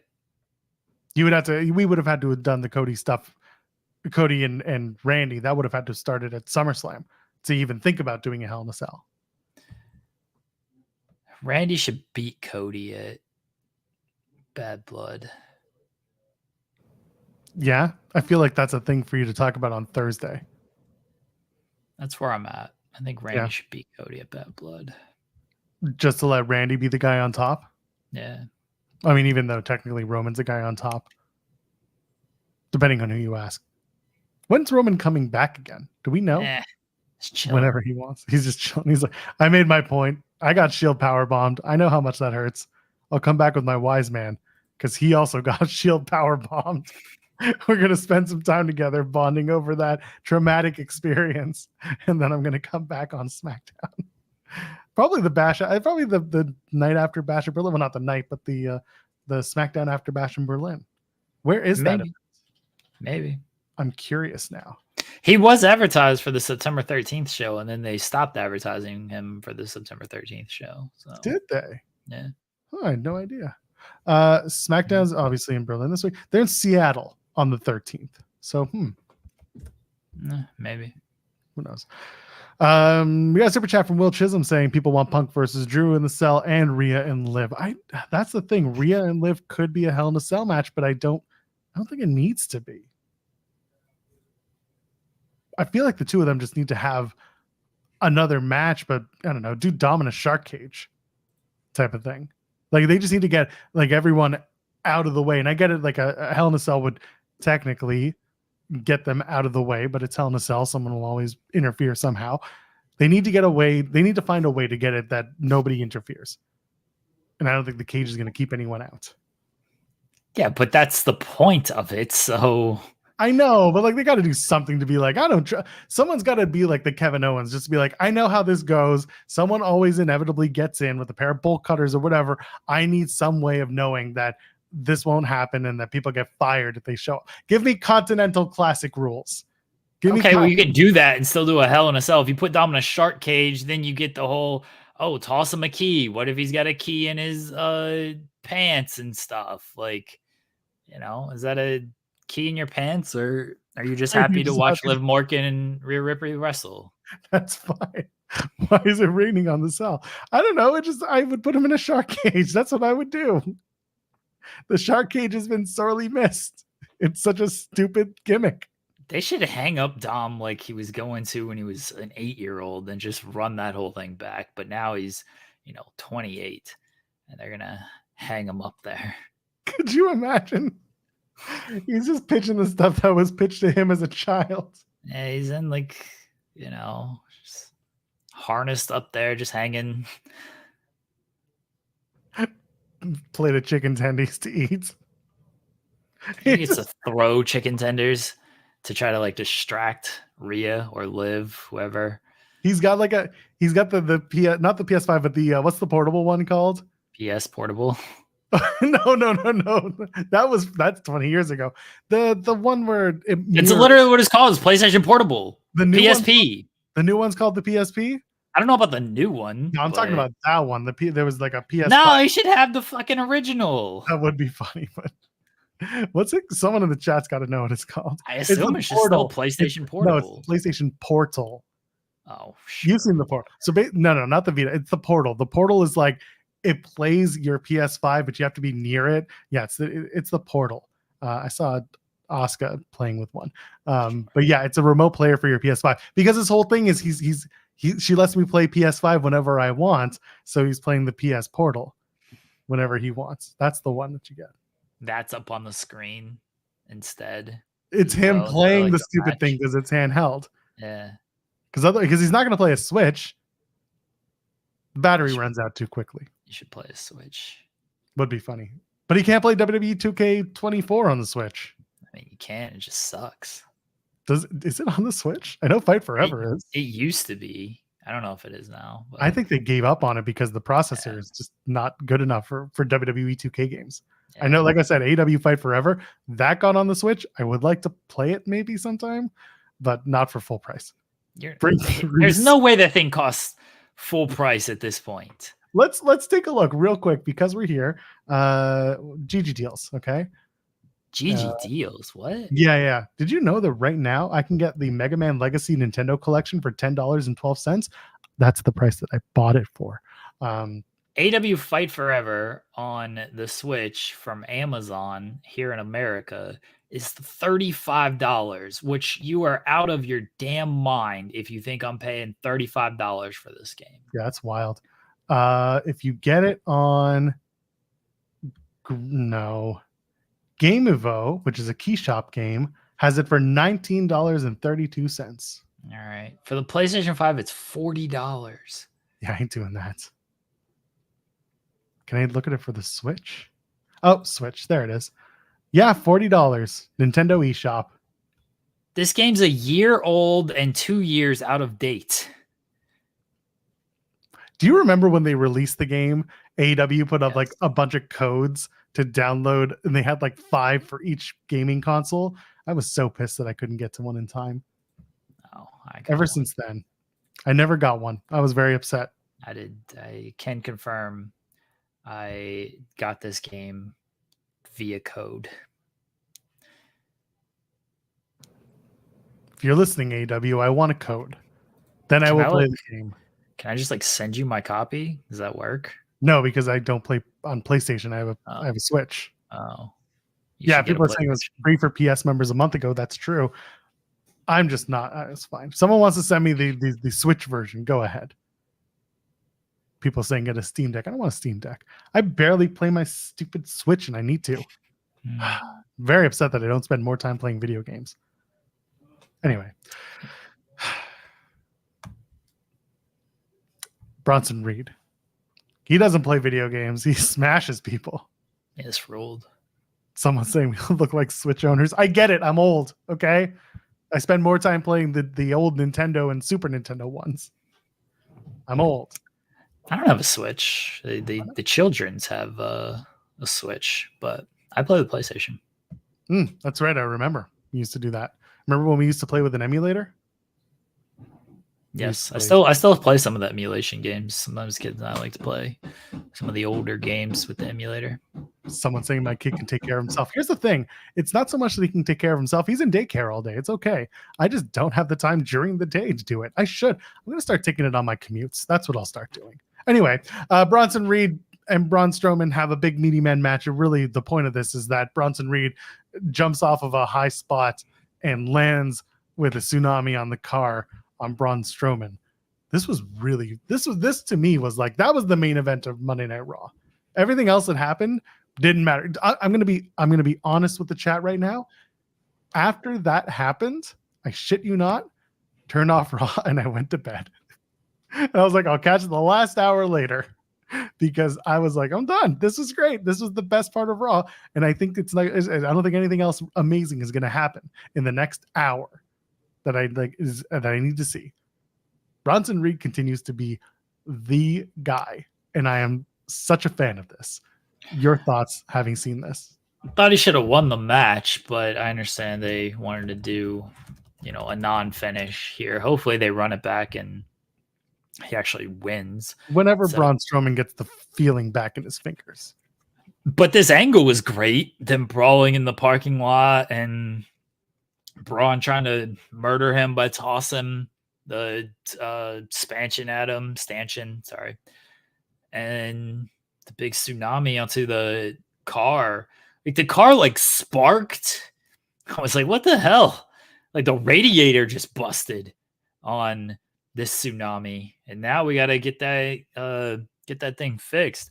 That was a good angle, and then Bronson walked away on his own power, and Braun Strowman may or may not return. I hope he comes back, and I hope that they do a thing, because these two men had a lot of fun in the ring. And again, just Bronson Reed, I go back to this interview that I did with him before the Elimination Chamber in Montreal last year. And he said, I want the tsunami to be the most protected finisher in wrestling. And guess what? He's doing a pretty damn good job of that, because every time no one's kicked out of it yet. It continues to be that move that is so devastating. It's putting people on the shelf. The way they used it this past Monday was great. He's well spoken. He presents well. The dude is a star, and I will continue to sing those praises, because he's real good. And this is the beginning of his time. I would love to see him capture a world title in the next, I'd say, 2 years. Somebody's saying, Bronson in the IC tournament, like he's in the triple threat match. Feels like Sheamus is beating Kaiser in that thing. I don't think Bronson's taking the L. Or they cancel each other out and Bronson just steals the win and they do Sheamus and Kaiser down the road. Don't steal a win. I don't know. I'm just putting it out there as an alternative in case your idea isn't what happens. I'm cool if Bronson wins the match, because then it's a 4-way match anyway, so he doesn't have to take an L in that. I'm cool if Bronson wins the match, but what do you mean by steal a win, though? Like, I don't want Sheamus brogue kicking Ludwig Kaiser and then Bronson just pounces him out of the ring and then he pins Kaiser. Like, dude, he should friggin' tsunami both of these men and pin them both. So what I'm saying is they do the brogue kick. Sheamus goes for the pin. Bronson's been out of the match. And Bronson does the tsunami to break up the pin and then get the pinfall win. So the tsunami breaks the pin and then he just pins whoever comes up on his shoulders first and gets the win. That's a finish I would love to see. I don't want to see interference. I don't want to see Braun comes back and I'm not done with you yet. I don't want that right now with Bronson Reed. That's not there. I would rather see some sort of finish that Bronson wins. Sheamus, I get it. We eventually have to stop honeydicking with the I've never won the Intercontinental Championship story. We do have to get there. I just don't think that Sheamus taking the title off of Braun Breaker is necessarily the answer. I think I don't know who it is that he would take it from, but I don't think it's Braun Breaker. Someone else has got to live in that space. Maybe it's Bronson Reed. This is the beginning of that. Sheamus eventually beats Bronson Reed for the title. After Bronson Reed beats Braun Breaker. That's going to be a confusing time when those guys start facing off. And then Braun Strowman gets involved. You know they're going to that triple threat if they can. The Braun triple threat, they'll do it. I don't know if they will. Maybe. I could see it. Is there anything else from the Bronson Reed stuff? AEW has terminated its contract with Triller. Well then. I saw Athena's working that Maple Leaf Wrestling show as well. Yeah. While we're throwing out news that we're seeing on the internet. Yeah. Well, the Triller stuff continues to get a lot of play. I don't know, man. That's I don't know if more people are going to start doing that, but we'll see. They've been publicly accused of not paying. So, yeah, we got a couple super chats to go through. Unless you want to move forward on the Triller conversation here. Nah, well, just something to definitely keep an eye on when it comes to Triller. GCW is obviously the big one there because that's the selling point for Triller. If you're a wrestling fan, like you're getting those GCW shows. Right now, that's about the only selling point because MLW's gone and now AIW's gone. AIW is one of the top independent promotions. They bring in a lot of good talent for those shows. Right now, it's just GCW as far as that Triller Plus, because I know like you can get Impact shows, you can get TNA shows, you can get AEW shows, but that's like a separate charge. That's not the Triller Plus subscription. GCW is like the biggest thing. Have they? Sorry, I'm trying to put my words in together. Have they announced where they're going to put their shows moving forward? Yeah. No, John Thorne just posted, as of Friday, August 23rd, I have terminated AIW's contract with Triller, and it appears all of our content has been removed as of this morning. I will keep everyone updated as we explore options for a new home for our video library and live streaming content in the coming weeks. They have a show September 28th I don't know if that's their next show, but I know their JT Lightning tournament's coming up, and that's the end of September. So I imagine that is their next show, and then I don't think there's anything between then. Yeah, I'm just looking now. No, they just have announcements for the JT Lightning show. Yeah, that's it. Okay. Well, listen, we'll see where they land. If they're not going to be on Triller, they could land on YouTube with their own membership deal. They could land on someone saying go after that 2B money, which I think is very funny. Who knows? I hope they land somewhere because they put out good stuff. There's no reason for us not to be able to see them live or just day after. So looking forward to where they land. We got a super chat from Matt James saying Roman versus Solo for the Tribal Chief title at Hell in a Cell, and Jimmy returns. Liv versus Rhea. It feels like Bad Blood would have some form of those two matches. Maybe not in Hell in a Cell for Roman and Solo. I don't think that's going to be Hell in a Cell. I don't think so either. That match is too full of people that need to be involved to make it entertaining. Otherwise, Solo versus Roman is just Roman beating the shit out of Solo for 20 minutes. and like that, for some, that's cathartic. For others, it's just like, what are we doing here? There's no reason for it. I think Drew and Punk is the most sense. I would be, I don't want to say surprised, but that's just it's what makes the most sense. I'm looking forward to the people who are just going to be like, CM Punk is such a hypocrite. He said he'd never work Hell in a Cell, and it's like, well, that's not what he said, but y'all are just going to get weird about it. Punk said he didn't want to start a feud in Hell in a Cell, and he also hates people who fantasy book him in front of his face, no less, which is hilarious. I hope in Berlin he does the same thing again, and someone asks a question like that. Oh man, but yeah, Liv and Rhea, that's the other one. I don't see it as a Hell in a Cell match. But I also don't know what else you can do. Like Bayley versus Nia, but there's no reason for that. No. Can't put the the women's tag titles again, because it's normally if we put one in a cell, then we'll do the women as well. But maybe they don't want to put the women match in a Hell in a Cell. I don't think you need to do it just because it's that time of year. Like you can do Hell in a Cell at any time. They basically told you at this point that like we're not doing Hell in a Cell pay-per-view, therefore we don't need to do Hell in a Cell unless it's necessitated. Like they're trying to make things more storyline driven, not the calendar year makes the match, other than War Games. That's the only right now, that's the only real match that's on the calendar every year. Right. I think people are surmising or theorizing that because it's Bad Blood, they're going to do Hell in a Cell, which makes sense of why people would think that, just because that's what Bad Blood was originally, the Hell in a Cell match. But it's very possible they just don't do a Hell in a Cell match. Would that be a disappointment, or is that just because fans got it in their own heads and therefore it's on the fans for not, having reasonable expectations? It's not disappointing to me. Like if they do it, I think Rhea and Liv makes sense. I think the feud would call for it. I think Drew and Punk makes sense. I think the feud calls for it. But if it doesn't happen, all right. Depends on what else they also have. Like you can't give me Drew and Punk in a regular match. You got to do some type of stipulation after you're doing a strap match. I don't know if you can do Rhea and Liv in a regular match either. Like it feels like that's going to elevate to some type of stipulation. So Hell in a Cell makes sense for both of them. If it's not Hell in a Cell, it won't be disappointing as long as whatever they do also makes sense. They're not running SmackDown the night before Bad Blood in Atlanta. Otherwise, I would have said do a Hell in a Cell match on the SmackDown. Maybe that's how you... Absolutely not. Well, they're not going to do it because they were in Nashville the night before. But I'm saying if they were running State Farm for 2 nights, then maybe you can get away with doing one Hell in a Cell match and then do another one the next night.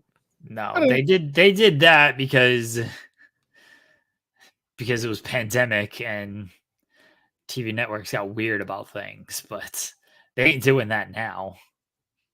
More ratings, please, more ratings. And they definitely don't care. I guess they would be off of Fox by this point. They'd be on USA, but USA is going to have both shows for the rest of the year here in a couple of weeks. So I think USA they'll be okay with whatever's given to them. It's amazing how quickly the the time has come that we're already talking about SmackDown and Raw both being on USA through the end of this year, and then soon enough we'll be doing the Netflix dance. It's pretty wild to think about, but here we are. So it's gonna be September next week. That'll be that. Will Chisholm sent a super chat saying, so who did Jada Parker see after she slapped Roxanne last night on NXT? My guess is Mae Young. The ghost of Mae Young made her appearance on NXT. A lot of people have surmised that it could be some of the newcomers who are heading into NXT, whether that be Delta or Julia or Stephanie Vaquer. I don't know if you had a thought about that. My thought, honestly, it's going to be something like, it's going to be Court Jade. It's just as easy as that. Did you have any ideas when you saw that last night? I think that it's probably Vecker or Julia. I don't think it was actually them, but they taped it last week, so yeah. Yeah, that's who they were teasing, and then that person shows up on Sunday at No Mercy. Yeah, the way that you could also tell that the person wasn't in the room just by the acting. They're not the best actors in the world, a lot of these wrestlers. Wow. So you're just they're not. Let's face it. Come on, show me a good wrestler and I'll show you a liar. A good actor wrestler and I'll show you a liar. The Miz. The Miz is different. He is a bona fide movie star. Okay, so you've already been proven wrong. But is the Miz a good wrestler? I said, show me a good wrestler. He's actually a pretty good wrestler. How is the Miz not a good wrestler? He's a very good wrestler. It's true. I like him. Also a good actor. John Cena. John Cena. Is John Cena really a good wrestler? Yeah, okay. John Cena is actually a pretty serviceable wrestler. Everyone use the hashtag Joel is wrong, as he's been double confirmed wrong here. That's not true. First of all, I double source. Yeah, that's true. Miz is better than Okada. It's true. That's true. I can't wait till Miz wins the G1 next year. I just had a feeling maybe it's going to be someone like to me like the names all sound the same. Cora Jade felt like the person that's just been kind of there but not around, and she was injured, but it seems like she's coming back. But you could also tell, like I said, whoever was in the room wasn't, or was supposed to be in the room, was not actually in the room, because the acting is just what it was. They were trying to make it feel like someone was in the room, but no one was there. So with that in mind, when does Roxanne drop this thing? At Halloween Havoc? Nah, I wouldn't do it on a TV special. No, that's a PLE as well. Okay. Halloween Havoc. That's Hershey in October. Yeah, it's the night after Bound for Glory. Oh, then yeah, Halloween Havoc. Or you can keep it till Deadline. I think Deadline's going to be the same weekend as Survivor Series. I haven't announced it. That's just me speculating, because they usually do Deadline at the end of the year, and that's like the last NXT PLE. But Deadline's been in September or December. Usually, yeah, December.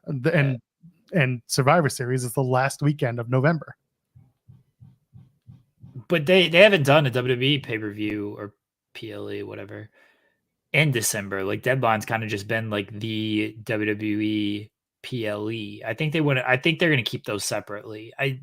Jeremy, they don't piggyback Survivor Series. What? When's the Survivor Series? When? November, like after Thanksgiving. Yeah, it's November 30th. What's the day after November 30th? Okay, but when does WWE piggyback with NXT the night after on the major shows? SummerSlam? Did they? Yes. No? Heatwave was the night after SummerSlam. Or sorry, Money in the Bank. Money in the Bank. I don't consider that a major show. I guess they do. But that's the fifth one. I'm talking, I know WrestleMania, they have Stand and Deliver, but that's not the night after. That's the afternoon of. Rumble, they don't do it. I guess SummerSlam, they don't do it. I guess we'll see with Survivor Series, but that's also like I don't know. I think they want, because they don't do a December PLE. I guess technically you're correct. It's December 1st, but then you just got that whole gap of nothing. Well, I don't think they want that gap.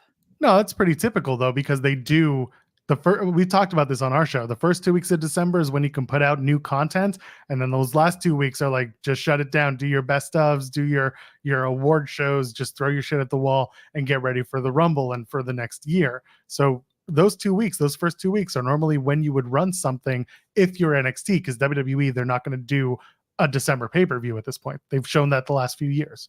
Right. So why wouldn't NXT run the week after? Run December 7th or whatever instead of December 1st. They usually stick to the very early parts of the month when they do those PLEs at the end of the year, I should say. So do the first, get it out of the way. Joel. Yeah. Listen to that sentence you just said. Yeah, they stick to the early part of the month, and I'm suggesting December 7th. Yeah, it's too early. Go earlier than that. When was deadline last year? It was like the 15th or something. I don't know about that. Was it? I feel like it was earlier than that. It was the 9th. Okay. Yeah, but now you can run it the weekend before that. No, I think the weekend after is going to be the most likely scenario here. Well, regardless, that'll probably be the big TNA NXT show. Deadline was the 9th, the 10th, the year previous. Yeah, I don't think they're piggybacking off of Survivor Series. I think they're going to run the week after. 8th. What? So you think it'll be the 8th? I can't run on my brother's birthday. Whatever that Saturday or Sunday is, because I think they ran it on a Saturday last year. So, and I think if it's not a WWE weekend, they would prefer to run it on a Saturday as opposed to a Sunday. Obviously, this weekend's different because it's a WWE weekend, so that's why they're running it on a Sunday. And typically, when they have piggybacked, obviously they'll run it on a Sunday. But when they don't piggyback, they want to stick with the Saturdays. Time will tell, but we'll find out soon enough. You may very well be right. Wilch isn't sent a super chat saying Julia finished up in Japan, so it might be her. Listen, it's all up there. It could be anyone. It could be Jeremy. Jeremy could be making the flight down to, where are they? Denver? Could be going to Colorado for No Mercy. Would you? Mile High? Where am I going? Going to go to Colorado, and you're going to be the next opponent for Roxanne Perez. For this weekend? Yeah, why not? I'm not looking forward to this weekend. It's going to be a busy one. Bash in Berlin, Deadline. It's not Deadline, sorry. It's No Mercy on Friday, TNA Emergence, which is sold out according to TNA. So, yeah, it'll be a busy weekend. I'm going to be on... That's like half of the shows that I'm going to have to cover. Yeah, those are the ones that are actually like being covered. Live post shows. How's that? Yeah, there's a New Japan show as well. There's Collision as well. It's just going to be a busy weekend. Yeah, it's Capital Collision this weekend, isn't it? On Friday? Is that Friday? Yeah, that's Friday. Oh, that is going to be a busy day. Yup. Anyway, speaking of busy, you want to do the AEW Dynamite stuff? Want to talk about Dynamite tonight? Or you have something else that you want to talk about before then? I don't know. Well, that's why I asked. In case you did. We have a full slate announced for Dynamite. Are you ready to give it the attention it so richly deserves, coming out of All In and going into All Out? I think it'll be a good show tonight. Well, the All-Star 8-Man tag got a lot of people talking. You gotta just trust Tony. Just trust. Tony announced that it's going to be a big hammer to the face. It's going to be Chris Jericho, Big Bill, Brian Keith, and Roderick Strong, which I love that Roddy just like meandered his way into this. He's going to take on the team of Hook, Orange Cassidy, Kyle O'Reilly, Mark Briscoe. Obviously, the conglomeration and the Undisputed Kingdom were doing some stuff, and Hook and Jericho and all that stuff. And then, of course, that got a lot of backlash from a bunch of wrestling fans. And of course, my initial instinct was like, well, Hook won the match, so Hook gets to stay in the Jericho vortex. That's how it works. And then Tony's like, you just got to trust me, guys. I promise. Just trust me. Jericho probably saw it and was like, oh, fuck this. I'm going to double down and we're going to keep going with this. All-Star. Would you call this an All-Star 8-Man tag? Anybody can be an all-star if you just, depending on the voting and who gets. This is literally right under me. You can feel under my feet. depending on, the voting and who doesn't show up, a lot of people are all-stars that are undeserving of being an all-star. Are you an all-star? Yeah, sure. Mariah May is going to celebrate her Women's World Championship. Will there be a bikini or 2 titles around her tops and bottoms? That was from that's from an interview that she gave to us on Fightful.com. I'm not speaking out of school. I'm not being weird. She just said that's her plan when they go to Florida, where she lives. That might be the new bikini for her. That'll be it. Swerve Strickland's going to talk for the first time since All In. I should hope so, considering, it's Wednesday. It's the first Dynamite after All In. He should probably do the thing. He doesn't have to talk, though. Like, he could have been off television for a week. Yeah, but it feels like if you're the former champion, you should probably have a couple of words to, motivate your next steps, right? Right? Hangman Page is going to face Tomohiro Ishii.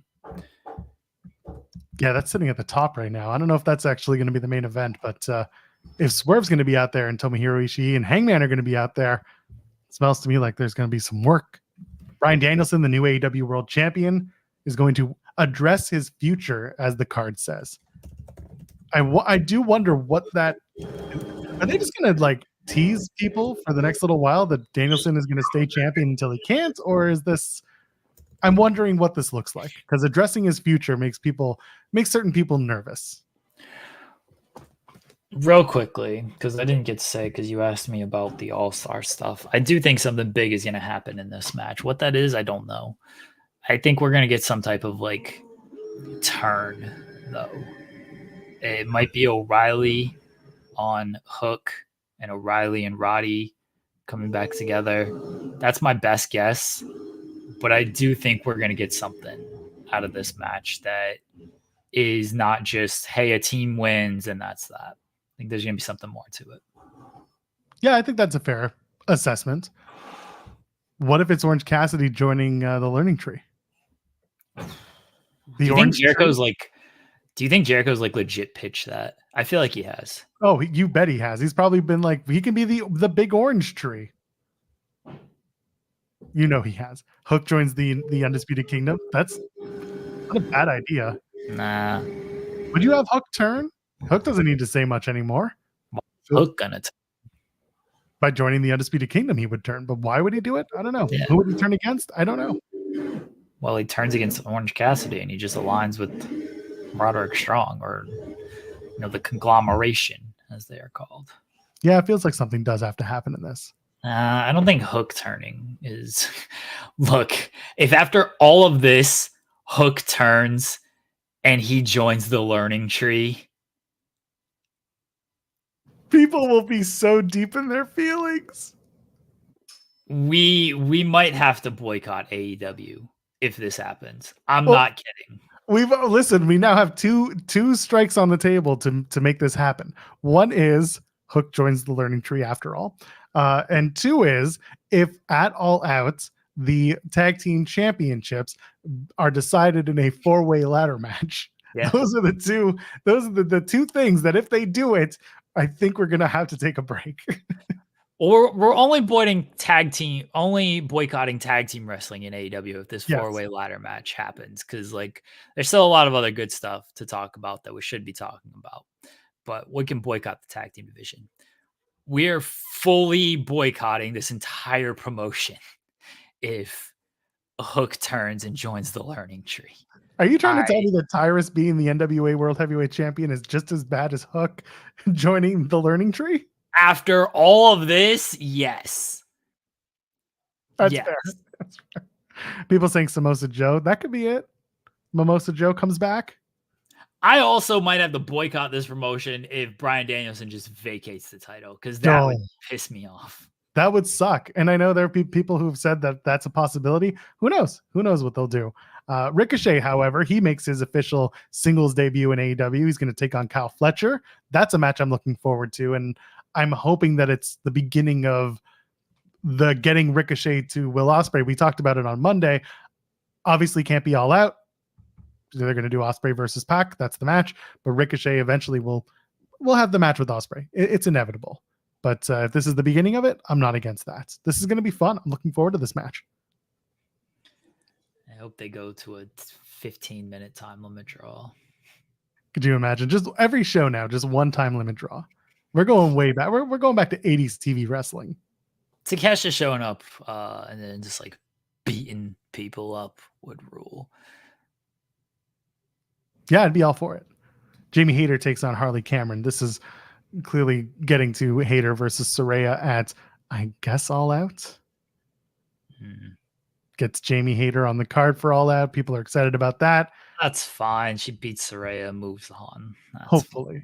fine. Yeah. If they make it a 0-hour match, I wouldn't be upset about that either. But again, I want Jamie Hayter to move back up, but I also want Jamie Hayter to not face Saraya anytime soon. But we'll see it. It'll happen, and that'll be that, I hope. And like you said, Tomohiro Ishii versus Hangman Adam Page. That's been announced as well.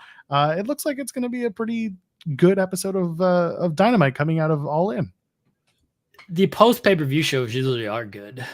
No, they usually come out strong with those shows. And so the Danielson announcement, we kind of skipped over it, but what do you think? What are you thinking here? Jeff Jarrett? I mean, in my world, yes, absolutely. See what I did there? Yeah. Jarrett would be great, but I feel like Christian Cage might come out and just be like, remember, anytime, anywhere, just kind of hold it over his head. He'll do the thank yous. Maybe, probably not. If Swerve is already going to speak separately. What's that? Someone should literally hold it over their head. Just like hold the contract over his head. Just be like, see? Yeah, other than that, I don't think it's going to be a retirement. I would be upset if it's a retirement, because just to win the title and have to vacate it, that would suck. I want to see this play out a little bit. But maybe it's to announce his opponent. Maybe it's to say thank you. And my future is I'm going to be a fighting champion, and I'm going to have as many matches, and I'll die in this ring if I want. Fire me, I'm already fired. And then next thing you know, it's the next opponent comes up, and Darby Allin is just like, well, he got me in New York. And then it's like, well, we got All Out first. And it could easily just be that. It could just be a big raw thank you. And then it leads into whatever his All Out match is. Well, let's ask somebody who is a member of the Danielson family adjacent. Danielson family adjacent. Nobody was closer to the Danielson family this past weekend than this man, SP3. How are you doing, SP3? Hello. Should have put SP Danielson. That is my new official name. That's your own fault. You have control over this. I am the African American Dragon. So BD3. We'll call you BD3. BD3. So many new nicknames now that I'm officially a part of the family. Sat behind Birdie, and I also was telling her, you don't have to cry. It's okay. That's gonna be okay. He just got ketchup on his face. And I was there for the family. But thanks for having me, guys. I didn't get a link, so that's why I still have uninvited guests. What do you mean you didn't get a link? Did you send me a link? I didn't check. You have access to the stupid site. Stop asking for a link. You just need to go to StreamYard.com and the shit just loads for you. Stop playing this game. I know. I had to go on like a different tab, but I am still connected to the Bible StreamYard. Oh no, a different tab. You also did get a link. I literally sent it to you. So you did? I didn't. Yes. I didn't even check. That's why I was just like, this man saying I didn't get a link and then doesn't actually check. All right. What do you think Danielson's decision is going to be? What do you think his big announcement of addressing his future is going to be, SP3? I like the idea of when I lose the championship, not I'll retire, but when I lose the championship, that's the end of my full-time run.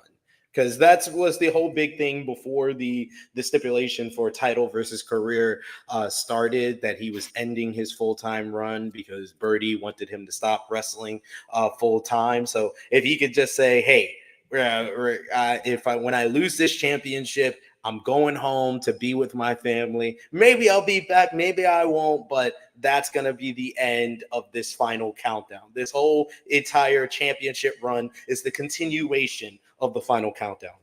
Mickey James, the American Dragon over here.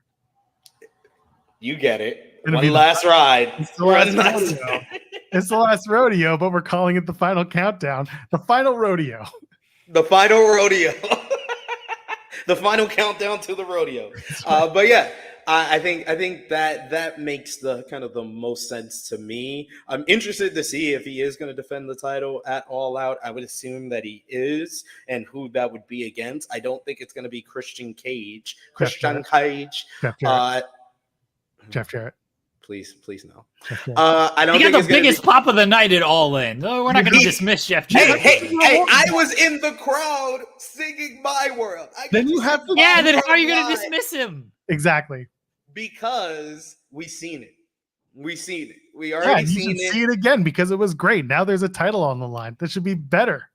We already seen it. Let's move on. Let's move past that, and let's have him. If Bryan Danielson only has a few more matches, I'm sorry, I don't want to see a lot of rematches. I'm already going to get one rematch with Christian Cage, which I mean they had a great matchup on Collision, so I'm not going to complain about that. And these are two of my two favorite wrestlers of all time. Bryan being my first favorite wrestler of all time, and Christian's in my top 10 for sure. But I'm all down for that. I'm all down for a Nigel McGuinness one more run against the American Dragon. That would be splendid as well. But I am not with Double J. I want to see Double J hit some people with a guitar, not someone who needs neck surgery at the end of the year. I want to see him hit guitars on all the rest of the roster and prove that it is his world.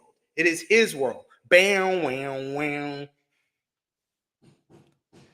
I want Christian Cage to come out and be like, I got one thing you don't have, and that's this contract, because you don't have a contract.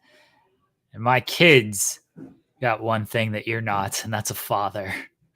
And I'm going to fix one of those things.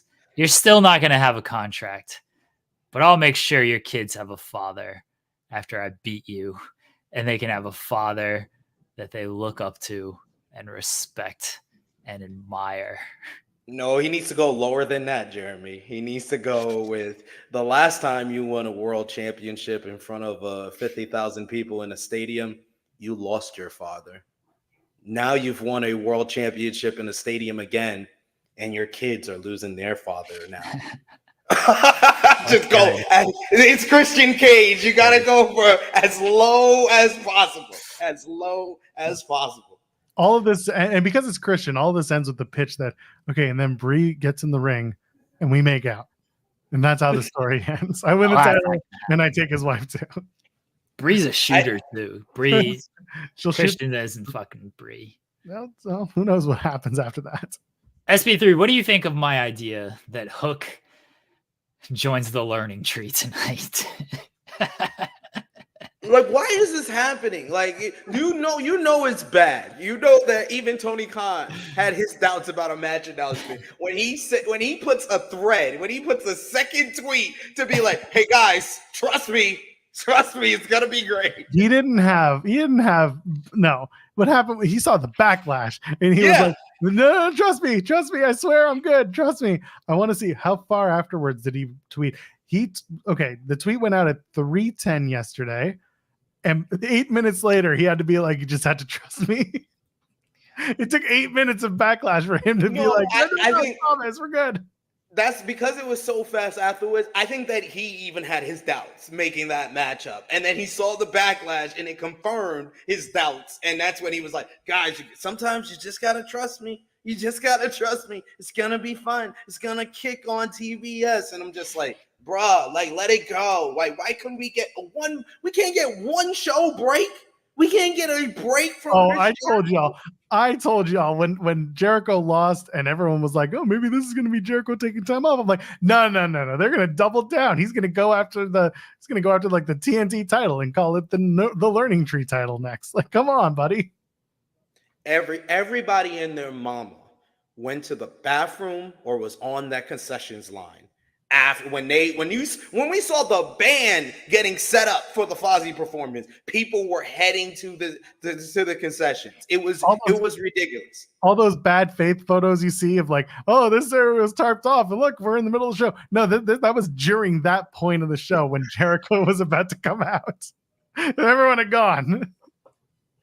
UK boycott of Chris Jericho. Oh, get ready. God. Get ready, folks. Hook joins the learning tree tonight. I don't like that idea. I think this whole 8-man all-star 8-man is leading to the conglomeration versus the learning tree. But what it really should be leading to is Big Bill turning babyface on Chris Jericho and the learning tree. I'm very curious what the reaction for Big Bill is now that they're back in America. They're in Champaign, not quite Chicago, but like they're in a wrestling kind of hotbed market. So I'm curious if they pick up of, hey, let's keep cheering for Big Bill. No, we'll find out. But I said it, I'll say it again.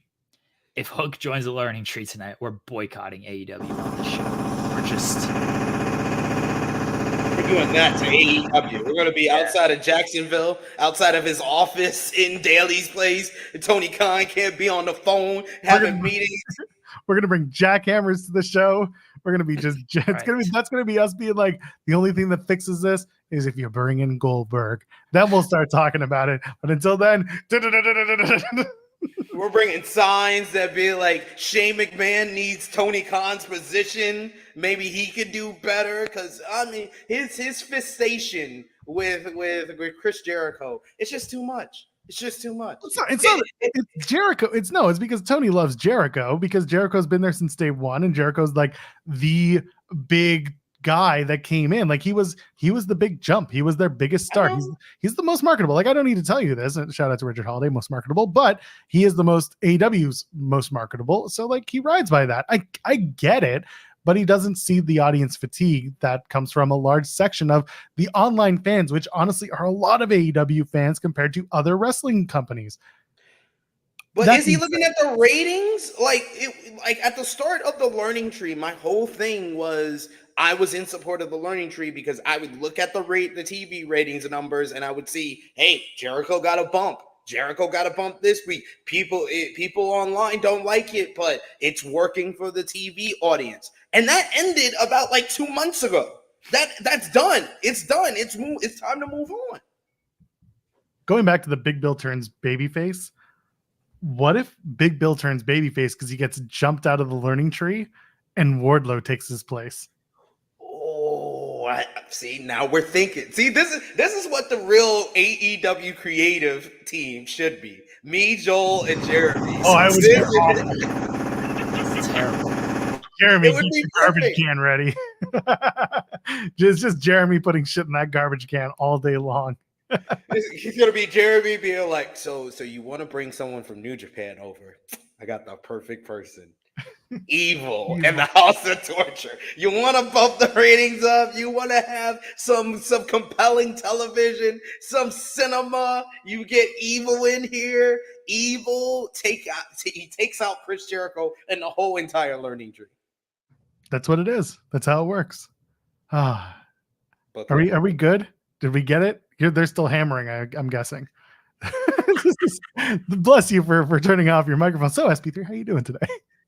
I'm doing well. I worked with the website, Wrestle Talk website. Shout out to the people over there. Worked with that this morning, and now I'm here to talk about. I'm supposed to be talking about Bryan Danielson in my experience in the third row with the Danielson family section. I tried showing it on FMC yesterday. I'm going to try showing it again here in my chair, my third row chair. That's now my podcast chair. Ladies and gentlemen, here it is. Look at that. Look at that beauty. You get to sit on a bunch of faces. Yep. I got to sit on all the faces. And this is the only piece of merch that I got from All In because AEW still needs to improve their merchandise stand at shows. I heard it was worse this year. Yo, it was horrible. It's just like I went past like 2 or 3 of them, and I'm just like, not a one Will Ospreay shirt in the UK. What are you doing, Tony? Like, what is going on? You went to Long Island, not a one MJF shirt. Like, have basically centric to where you're at. Just have one guy. If you think that Will Ospreay is the biggest star in the UK, you have a Will Ospreay shirt, not a Will Ospreay versus MJF all-in shirt. That's all they have. All AEW merch and all-in centric event merch. That's all they have at all of these events. I didn't even at least at Revolution. Revolution was the last time it was somewhat decent, where they had Sting merch all over and event merch and AEW merch. At least y'all went themed with Revolution, but every event that I've seen, all of my friends went to Forbidden Door in Long Island, not a one MJF shirt, no Willow Nightingale shirt, hell no to Chris Statlander at that point, and then for the UK, no Mariah May, no Will Ospreay. What the hell are y'all doing? Like, everyone wanted to complain about Mrs. Matt Jackson. It was better with Mrs. Matt Jackson. This is horrible. Redmond Survivor said they had the Osprey Bruv football shirts, but they didn't have enough stock. Seems to be part of the situation as well. Jeremy and I have gone through this a million times now about the merch situation. And they said wrong island. Oh, God. Go away. Amazing. Oh, man. You think you'll be at Forbidden Door next year?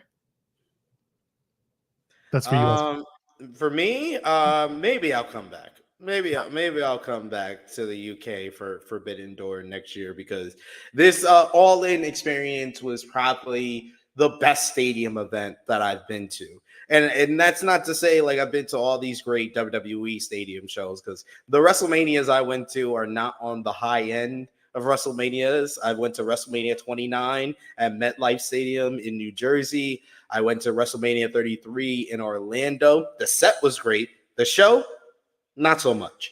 WrestleMania 34 is probably the best out of those three manias that I went to, and only for the first half of the show. Like from the start of the show with the triple threat with Miz, Finn Balor, and Seth Rollins, all the way through to Ronda's debut with Kurt Angle versus Stephanie and Triple H. Great show. But the fact that I had to be there for 2 more hours, and it ends with one of the worst WrestleMania main events of all time, Roman Reigns versus Brock Lesnar 2, yeah, not so much. Not so much there. So, yeah, I would say this was the best stadium show I've ever been to, and Bryan Danielson versus Swerve Strickland is probably the best match live I've ever seen. And I've seen a lot of Bryan Danielson live, especially during his Ring of Honor days in Hammerstein Ballroom. I was there for the first Final Countdown matchup with Nigel McGuinness in 2009 at Ring of Honor. I was there when he almost got his eye punched out of his socket by Takeshi Morishima back at Manhattan Mayhem in 2007. I've seen plenty of Bryan Danielson live, but that matchup and the seats being right behind the Danielson family and seeing them say, I love you, and hulking up and no selling, just the emotion. Birdie crying for like 10 minutes after Swerve stomps her dad in the face. Bree laughing and enjoying the whole experience because she's living vicariously through her kids. And then Bryan putting an all-time performance. Swerve Strickland being the most evil individual I've ever seen in a professional wrestling match. That I didn't think anything could beat Bryan Danielson versus Will Ospreay this year, but being there live for Danielson and Swerve, that is now probably my match of the year. Maybe it's recency bias. I need more days to pass, but right now my feeling is that's my match of the year. One thing I'm curious about, just because I have you here, Jeremy and I talked about the match order, specifically when it came to the World Women's Championship match and the TBS Championship match. Would you have flipped them? Would you have put the Mercedes match on second, or maybe put it in a different slot and had the women's world title match on later in the card instead of being on second? I will say this because I think that my good friend Jimmy Macaram made the best argument for this. It's not a decision of switching it. It's a decision of it's a question of, why did Tony Khan screw over both women's matches? Like, the women's world title match, yeah, it got a great reaction, and it was one of the best matches on the card. But it followed a spot fest. Like, it followed a 12-man ladder match. And the women's world title matchup was so much investment. It was the longest build going into the show, 9 months, and it was a big crowning moment for Mariah May. Why didn't that open the show? That should have opened the show. You should have booked in with the 2 Owen Hart winners going for the world title. In the open of the show, it should have been Toni Storm and Mariah May. And in the close of the show, Bryan Danielson and Swerve Strickland. The TBS championship matchup, there was no surviving that. But he screwed over the woman twice on the show.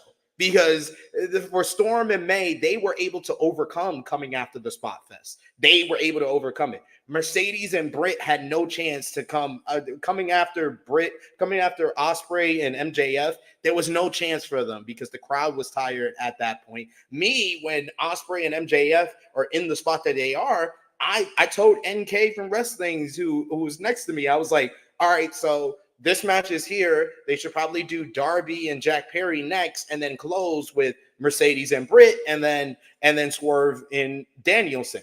But no, he put on Mercedes and Britt after Ospreay and MJF, and I was just like, I can't believe he did that twice. I can't believe he did that twice. That was probably the worst spot you could have put Mercedes and Britt. So I understand the argument of switching them, but in my opinion, I agree with Jimmy. I think that they screwed over both matches.